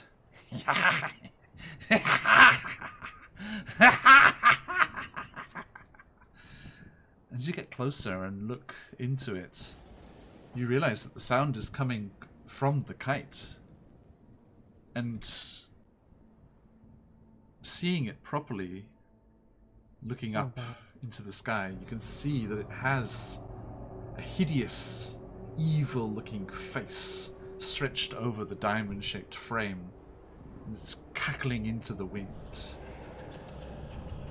Along the 40-foot-long string attached to the kite, there are 5 blue bows tied at 8-foot intervals, starting about 5 foot up from the goblin's end of the string.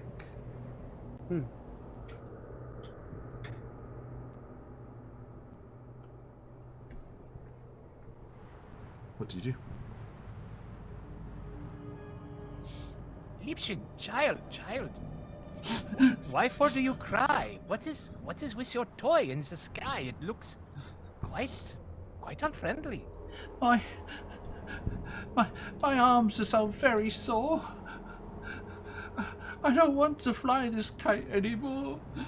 But if I let go of the string, Creeping Lynn says I'll become an old thing. The curse comes from those 5 blue bows, but they won't come off while the wind blows.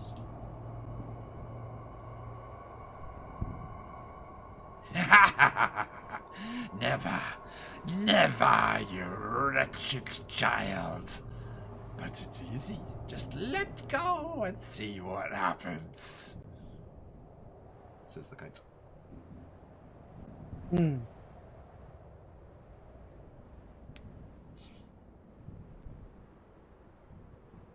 I would make an insight check, but I have a -1 to wisdom, so.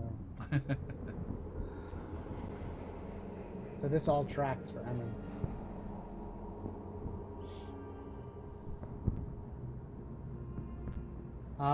So the kite cackled. The kite's Sentient. sentient, so it's awakened. All right. Yeah. Child, do you know? Can you not just pull the kite in and untie the bow? If I do that, the kite will fly away. Yank its cord free and make me pay.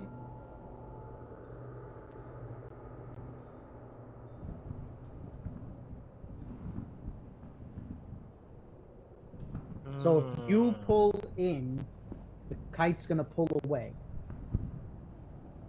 She nods. And then if you weeping. let go... So the only way to get it back in is if we make the wind stop.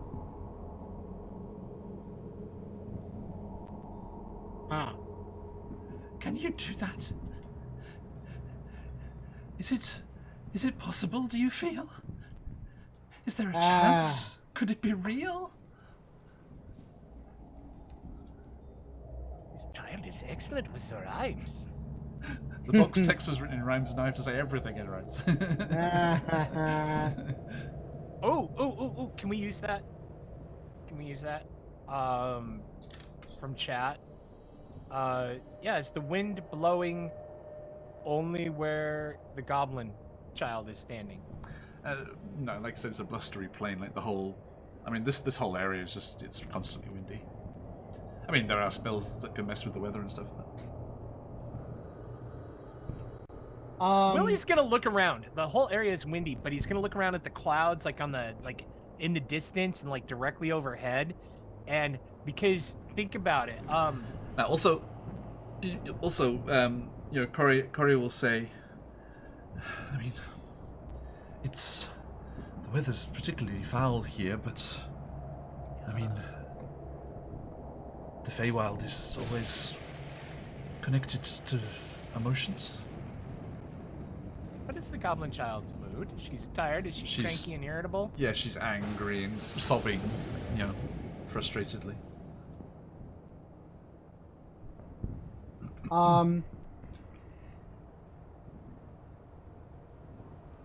The kite is like, You'll never break free.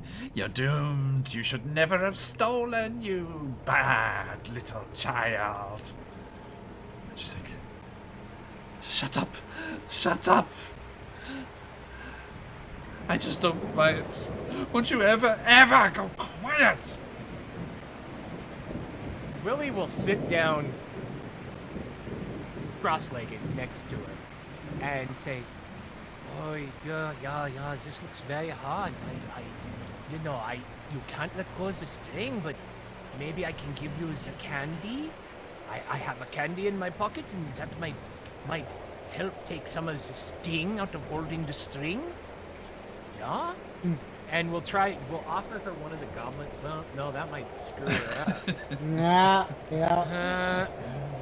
No, hey, I know a little bit of magic. The Prestidigitation. I have a spell. Und here is a pretty butterfly. And Willie will use Prestidigitation to conjure a small. so I don't think you have any goblin candy. I think I thought only, I only saw- Daisha and Corey have them.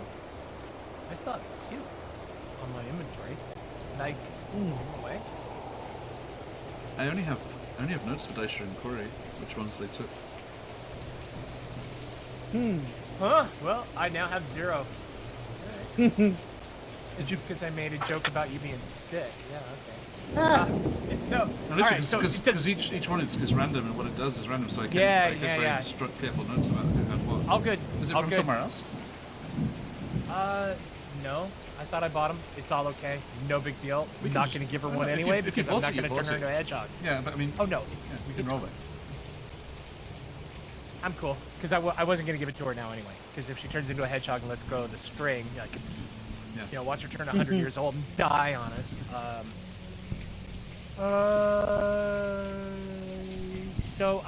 Yeah, we'll try and calm her down. Use a persuasion to kind of soothe her bad mood to see if there's a correlation between her and the weather that locally is more blustery. Okay. Correlation. You hear the kite pipes up again. It's like, Naughty little thing, yeah, stealing and pinching. Now you're stuck here forever. She's like, Shut what up! is he talking about? Shut up! What is Emin's gonna ask the little girl? What is he talking about? What did you take? Yeah.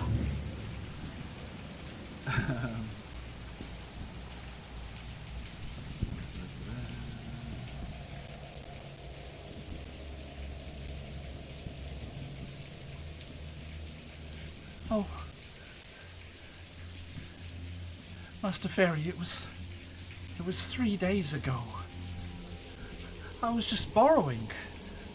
Didn't think I was stealing. I didn't know.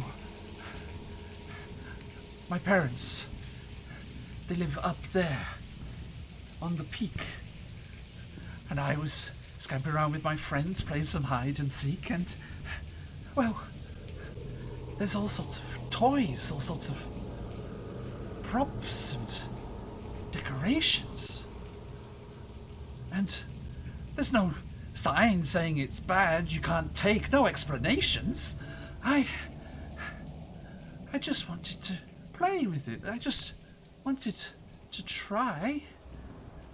And now, forevermore, this kite I must fly.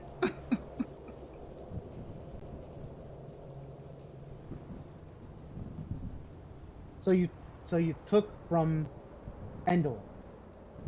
she nods. You took a toy. She said she was talking about props from the theatre. Props from the theater. Yeah. Okay.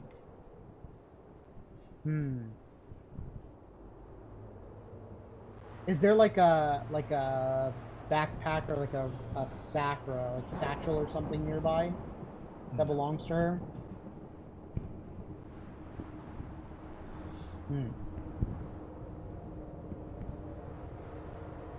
Is the kite what you took? No. I don't have what I took. The bitter end, she caught me. She grasped me and shook. So angry she was, so full of rage. She threatened to lock my parents in a cage. I said, no, please don't. There must be something I can do. And she snarled with a grin and said I was through. She said there was only way to save Mum and Dad. Only one way to avoid being sad. She said that I had to promise to do as she said.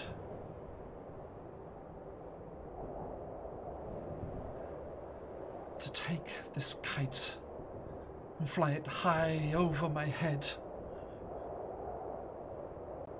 But I didn't know that she was being no friend, and that to my kite flying there'd be no bitter end.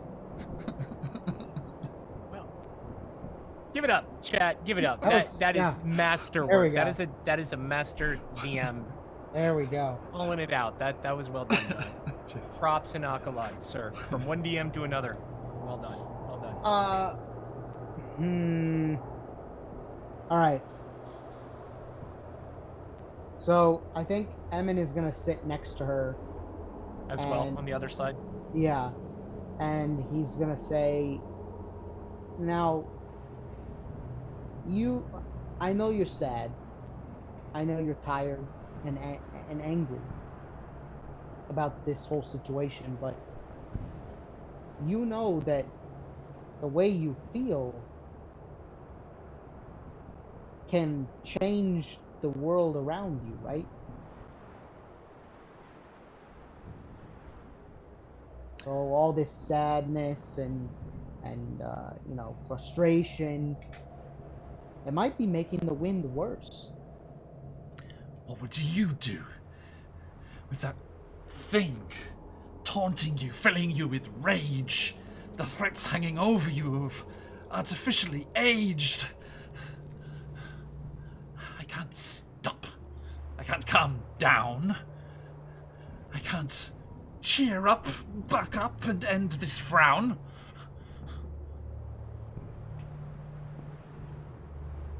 At least, not while that thing cackles and leers.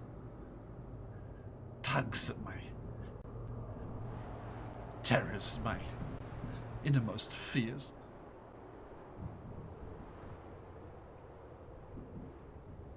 Did Endelin says the kite must fly, or you must hold the string? It's an important detail. Do you remember this thing?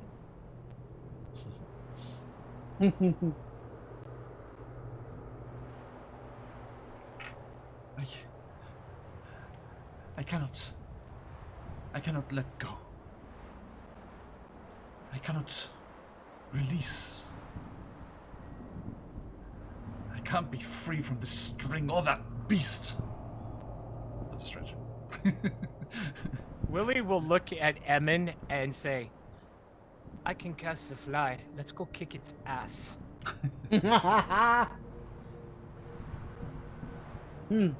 Looking up at the kite, I'm quite certain he is not expecting us to come get him. We bring him down, the child holds the string.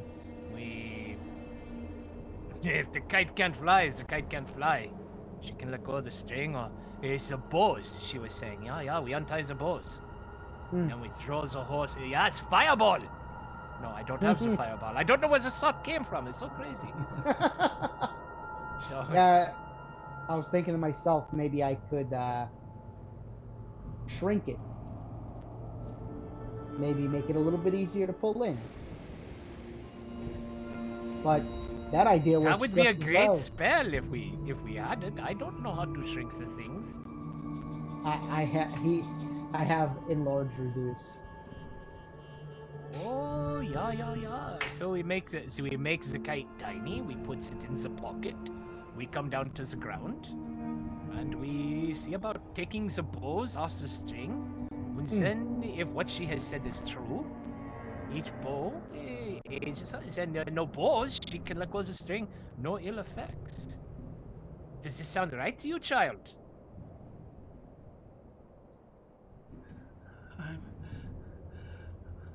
I'm just scared what will happen if it is time to react.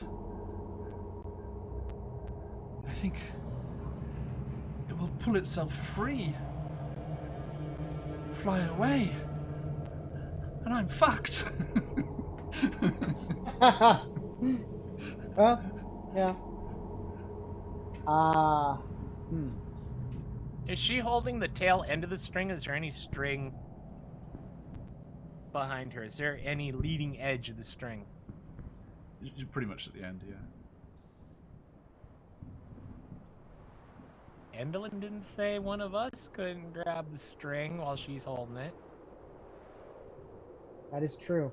I also do want to say that reduce will give it disadvantage on strength checks and strength saving throws. So even if this thing is weirdly strong, it will help. Let's do it. Let's do it. All right. So it's 30-foot range, and it lasts for 1 minute. It's just and it's a con save of 13. Okay. Yeah. So to make sure, it's a kite on a string, right? So Willie will grab the string in front of the child. Like, you just keep hanging on to the string. Willie will grab the string down there. And then if Emin grabs the string and then holds onto it as he flies up, right? And then he can just get right in the kite's face and there's no chance of it doing its jukey dodgy thing. It'll basically be like, surprise! Not a bad idea. No, Baron, we did not do a tactical retreat from the Cyclops. What actually came of the interaction with the Cyclops was probably much worse. But hey, we are pimps. I think the term matchmaker is a little bit more acceptable in this case. Whatever you got to tell yourself, Emin, to get to sleep at night. Just pragmatic. It is a truce. It is a truce. There's no money has exchanged hands.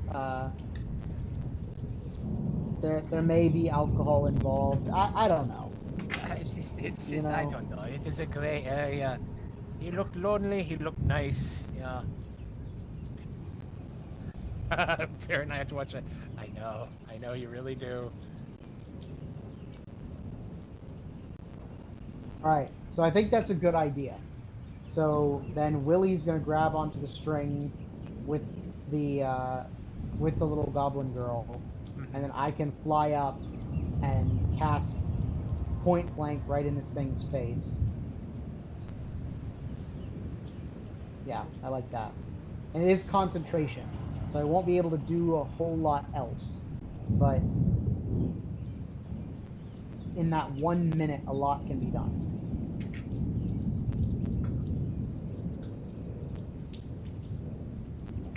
Okay. Now, Willie, what are you doing when you grab the string? Hoping to God it doesn't screw him up.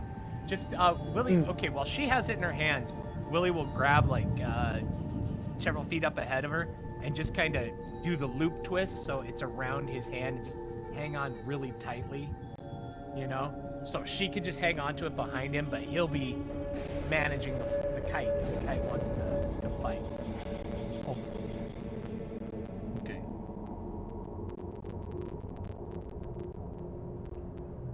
Then, I mean, you fly up towards it. I'm gonna Yep. die. And the kite says, cackles. What's this little fluttery thing? Have you got friends, Phinia? Are these also thieves? I'm saying, Eh, you're not wrong. Right? it quacks like a duck. Quack, quack, you stupid kite. Reduce. Okay. So, Constitution saving throw. Yes, 13 is the DC. Okay. This is a small animated object which gives Okay. it gives it strength and dex. It doesn't have a Constitution saving throw. Oh. The spell says a creature or an object you can see. Yep. Oh, here we go. Hang on. So is it Constitution saving throw? Yeah. Okay, its Constitution is 10. So it's because the strength and dex change by size. The other things don't. That's why they were separate. Right. Got it. Okay. So 10 is plus 0, isn't it? It's just a straight roll. Yep. And what was the DC? Yeah. 13. 13. Okay, I'll do it in chat for everyone to enjoy. Come on. So 13 or more will beat it. Come on. Yeah! Got him.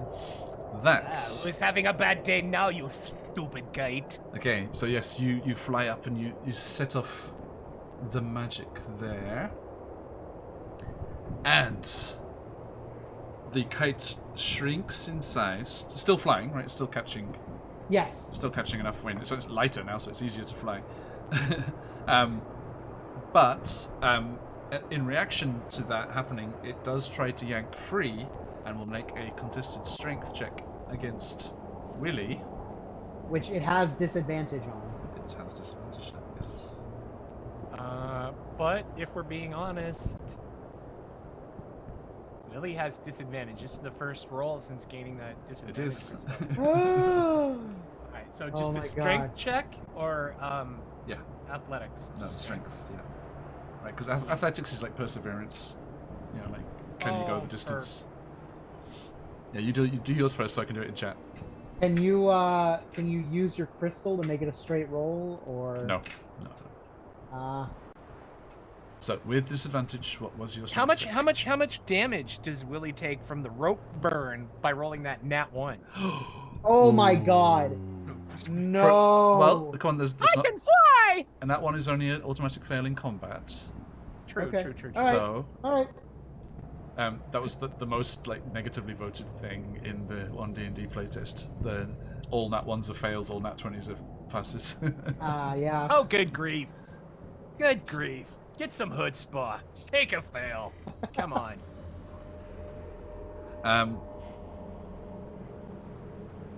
Wait! I mean, it wait! it usually wait, fails wait, anyway. wait. I can't use my crystal, but I can use lucky. Hey! I have lucky. Let me reread lucky. Is it? Yeah, the lucky. You have a 3-point luck for long rest. To make an attack, ability check, or saving throw, you can spend 1 to roll an additional d20, and you choose which dice to use. Oh, I guess that wouldn't overdo a disadvantage. Oh, but I choose. I choose. Yeah. So you could choose to use the other dice in that case, right? That second die for disadvantage would be your additional roll. I can choose. I'd burn the luck point. Come on. But plead your case. Ugh. If it pleases the court. Exactly.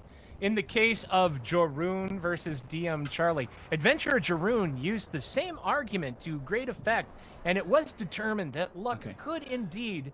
You may roll 1 more d20, and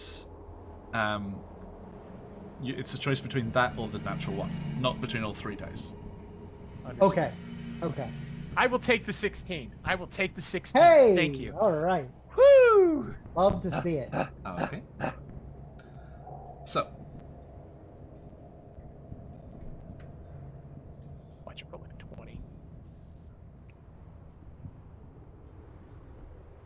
Okay.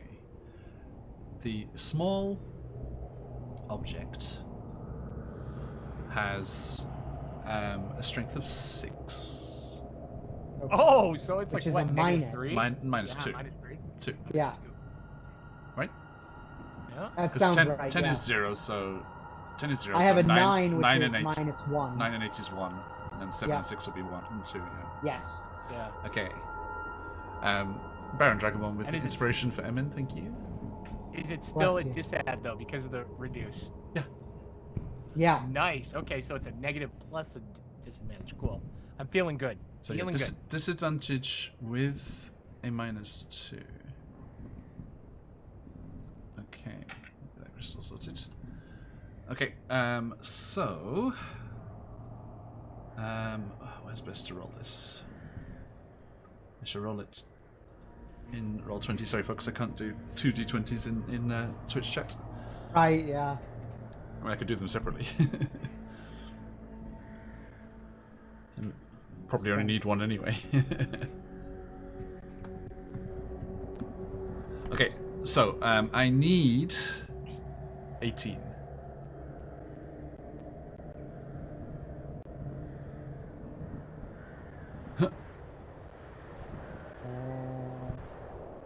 Oh, 17. Oh! Wow. So close. Wow. So close. Oh! Missed it by that much. Holy moly. There still would have been another roll. I had to get 18 or more on both dice. With the disadvantage. Skin of our teeth. Okay. What was that the other one. one though? Just to see. Just to see.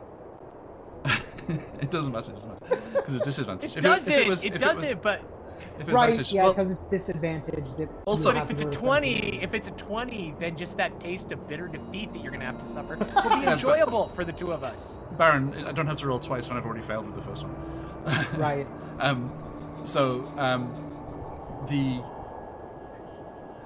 The question is, what do you do now? Because this is going to keep happening.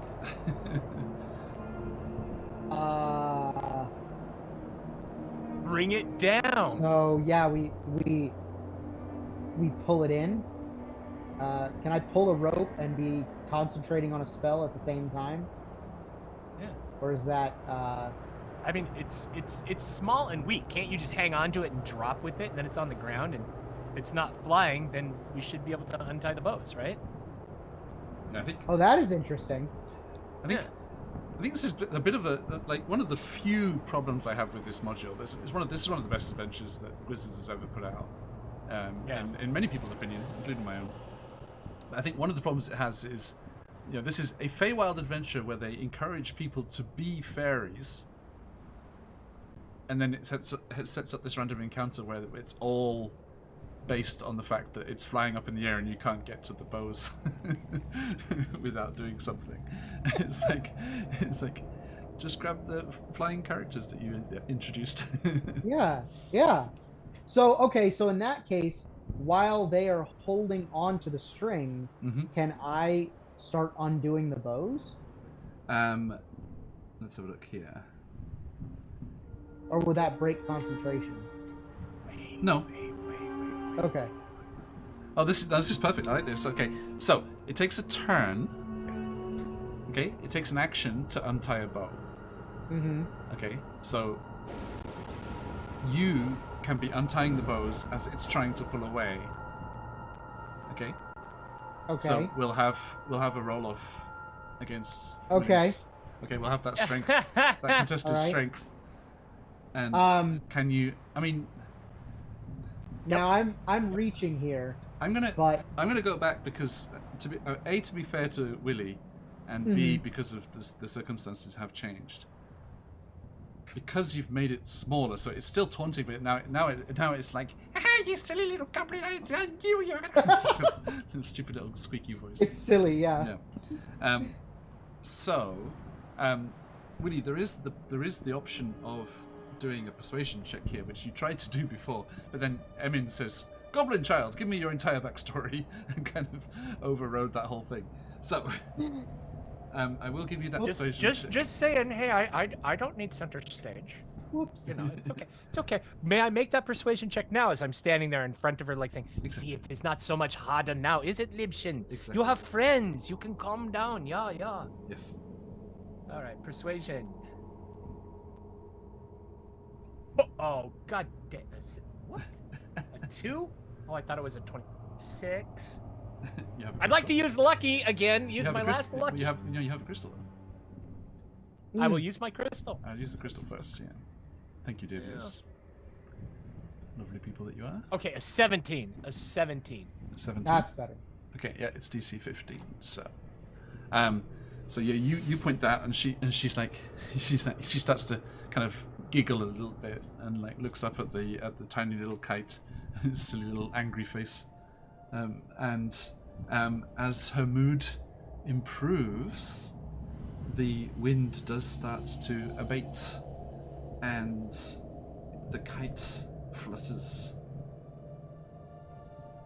pip-squeakingly angrily to the ground. It's like, no, I'm falling. Thank you, Brown Dragon. Oh. Refresh Awesome. there. Thank you, man. Thank you. Okay. Actually, it's the Christmas season, so the kite's falling like Hans Gruber. All right.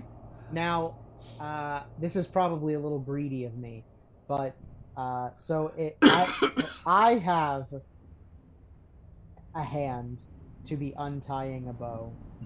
I also have Mage Hand Ledgermane. It's the kite can't pull away when it's not flying, so you're fine now. Oh, okay. Yeah. So yes, you improve Finia's mood, and the wind starts to abate, and the kite falls from the sky, and you take your time, and Willie, you can help. You kind of just make your way along the string towards each other, undoing the bows and tearing them off. The whole time the kite's just screaming and like cursing at you both. And as you untie the last one, you look around, and Finia, like double checking that they're all gone, tentatively lets go of the string, and nothing happens. Sweet. And she's like, oh, thank you both so much. You're so tough, so brave. I think I can't go back to the castle, but I can shelter in a nearby cave. Willie will... Finia, child, stop 1 second, and he will take the very end of the string, pull his knife, and cut like 2 inches off and say, "Let me see your finger." Hold your finger out, and he will make a little string bow and tie it around her finger like a little ring and say, "That is to remind you not to steal. You need to leave that to the professionals." And he'll point at Emin. Okay.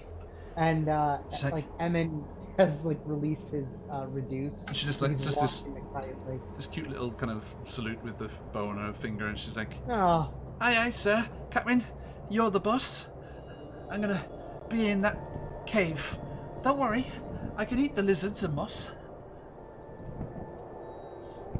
oh, good. Yeah, it says in the modules she can survive indefinitely eating lizards and moss. Hey, one man's feast, another man's lizard. She's like, let's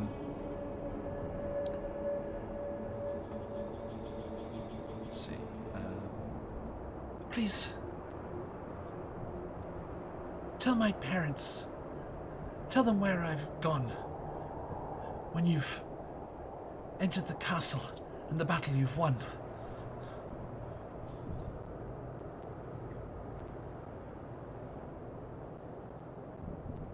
Are there many goblins in the castle, or just them? She kind of shrugs. I don't rightly know. We didn't have free reign. We In couldn't. case there are other goblins, what are your parents' names? Yeah, can you write them down? I do have the No, names. I do no, have he needs to think up names right now, because I asked. I have Throw away the NPCs. names. He needs to give me the names. I have the names. No, she didn't finish her couplet from before. She's like, I don't rightly know. We didn't have free reign. But their names are Speckenols and Salt. The surname's the same. Thank you very much. How about the backstory? And Emin starts to push Willie. I'm sure they'll tell you themselves. As for me, I've had enough. Thank you, dear heroes. Yeah. Now please, fuck off. Willie gives her a salute in return. There we go.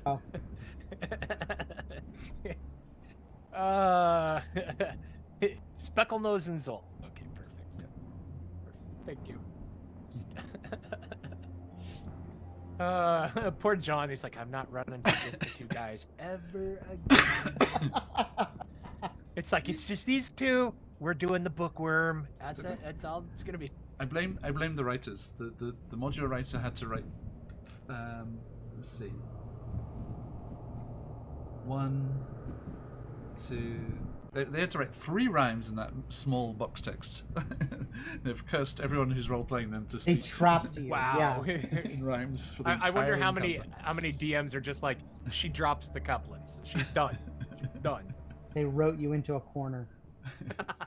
And the DMing character tells you, I've had enough of your garbage. Exactly. Okay. So. Yes. I've had enough. I've had enough of you both. I've had enough of your garbage. Now out of here, because I am all out of verbiage. Like,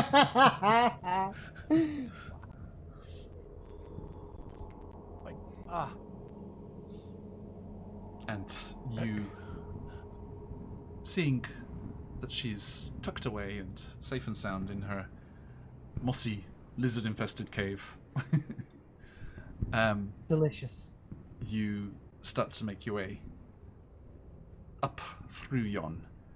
I will leave the astronomer's throne where it is on the map. Nice. That can stay where it is. Astronomer's throne. That is powerful. So yes, and I think we're a smidge early, but not a huge deal. So let us finish there, and we will return next week, my friends. Hopefully with everyone here, and we should be diving in to the second frictionless Dan supplement for Yon, the Astronomer's Throne. And the third is when you leave here and go towards the palace. So you have to wait for that one. Okay, thank you everybody. Yes, thank you Phantom. Last call for our giveaway today, my friends. The chance to win the Troubled Veil from the amazing multiple DMs for Guild bestseller CZRPG. ! Enter in chat. Here is the cover art. Please do jump in there if you would like this. Play it as a one-shot, drop it into your campaigns as an awesome location, awesome NPCs and encounter design every time from CZRPG. So please, ! Enter if you want the chance to win. We will draw the winner in just a moment. Okay. Thank you, my friends. That was great. That was fun. That was a lot of fun. All the way through. All Oh, right. it was fun. It was fun. Phoenix, just I'm just messing with you half the time, right? So just Of course. having fun. Oh, yeah. Oh, trust me, you'd know if I was mad. Yeah, no, I get it. It's like when you're a player and then your players are DMs. There's a whole new level of just Absolutely. yeah. Just me, Is fuckery the word you're looking for? Ton of fuckery. Oh you only my have God. to look at one-shot roulette to know that I'm a DM who likes to be on my toes. Really, yeah, right. Speaking of, Oh, more on that in a moment. Emin, where can people find you on the material plane? howdy, folks. Again, I am Colby, playing Emin Pastiche. I am one half of the Vex Vending group here in Central Florida. We work with local Florida artists as well as some national artists to bring, the spotlight to the smaller fish. We've got 5 machines out there. So if you're ever in the Central Florida area, check us out on Instagram. Thank you very much. Yes, there's the link over there in chat. And Willie, where are you on the material plane? In my house. True. Hi, everybody. I'm DM Charlie. If you don't know who I am at this point, my God, you haven't been paying attention. I am a professional DM. I am also a governmental accountant, which explains why I'm slightly nuts. I have a fabulous Discord and a community of amazing gamers and some professional DMs where we are dedicated to running memorable and exceptional role-playing experiences. End of the year? Start of the new year? Yeah, question mark. I don't know. Come and have fun. New games will be starting, especially we'll be running some Dragonlance campaigns as soon as that comes available up on the Roll20. Yeah, so hop on in, introduce yourself, and we can get you playing. DM Charlie Gaming. Discover your legend! Love your game. Thank you very much, Phoenix. Awesome. Mm-hmm. Thank you both. And we are QuestJunkiesUK. We play lots and lots of D&D and occasional other systems as well, with fun one-shots and guests coming on through. You can join us again later today or first thing tomorrow morning, if that's where you are in the world, as we will be returning to Chesenta. Sorry, escape. Chill.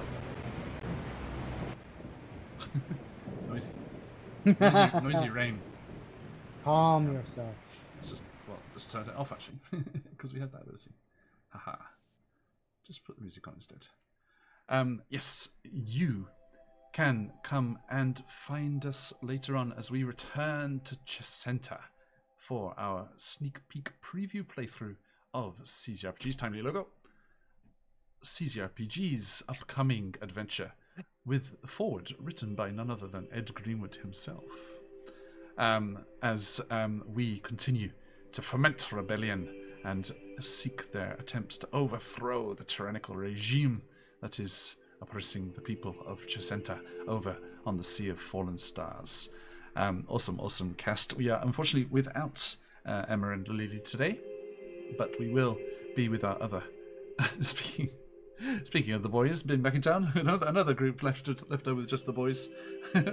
Join Llama, Patch, and Sneaky Rogue Thief as we... I'm trying to decide. I woke up this morning to find out because Emma and Lily are over with her folks in Australia, so it's going to be too late for them. As opposed to their normal British time zone. Right. Yeah, I need to figure out what's going to happen. I'm sick, so I don't have any work to get in the way of my fun. There you go. And I'm quarantined away from my family, so I don't have any responsibilities there to deal with. So yeah. I shall. The world is your oyster. No. The internet is my oyster. The realms are your oyster. Yes, the world beyond the front door is a mysterious place. Who knows? And dangerous. Emerge blinking into the ruins of civilization. like a newborn foal, nervous and stumbling. Out of a fallout vault.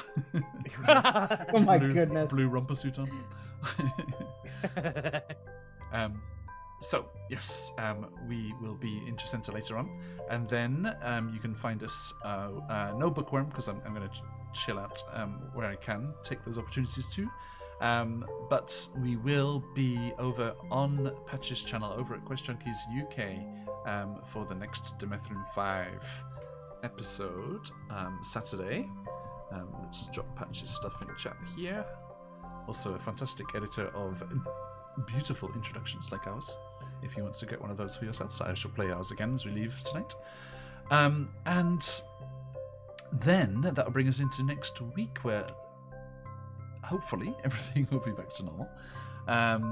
One thing that it won't be normal is that you can actually catch us Sunday, because I am stuck all by myself and have some free time, and there's something I need to sort out, because also without the necessities of a school run and all that kind of stuff to do, I will be getting up early on Tuesday morning, Monday evening for most of you, as we will be having something that we've been hoping to schedule for quite some time. It was very tricky to do so, but there have been certain obliging folks that have agreed to do make this possible.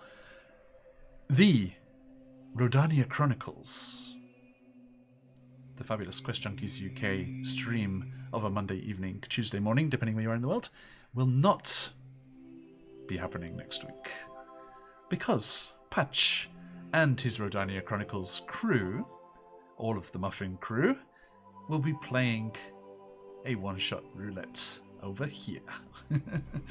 So, if you want to see that chaotic bunch thrown into an even more chaotic situation, join me first on Sunday to help create those characters. I will have you rolling in chat, and we shall roll up a fine bevy of chaotic characters for them to play. And then, again, Monday evening or Tuesday morning, where you are, depending where you are, as we play one-shot roulette.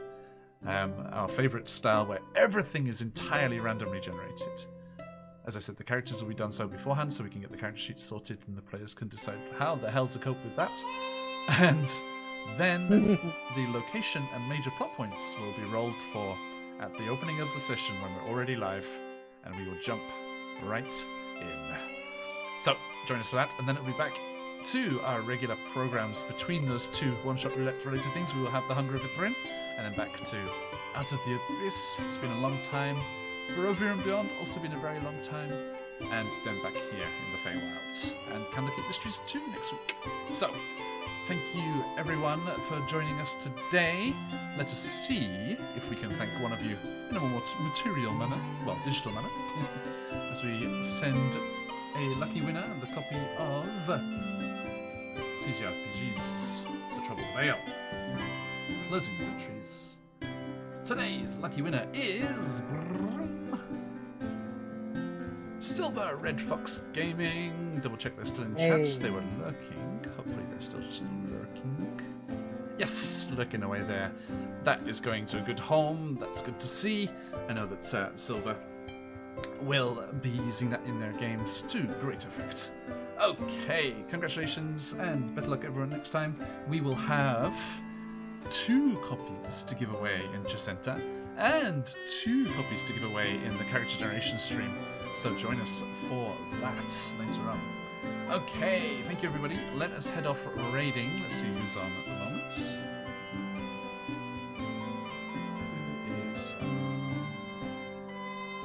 Hey, our good friend Jay over at Lord Gasumber is on. Let's double check, make sure none of the... Oh, no, hang on, sorry. Let's scroll a bit further down there. One of our stream team buddies, the Chaotican Writer and Guild Superior are both on at the moment. But I do know that Chaotican is doing a season finale, and they're in a big final boss battle. So let's go and see what they've got going on for their players over there. There we go. So, everyone, stick around for that raid. Get yourself some Dream Pie channel points to help out our adventurers, as you did so nobly today. Thank you so much.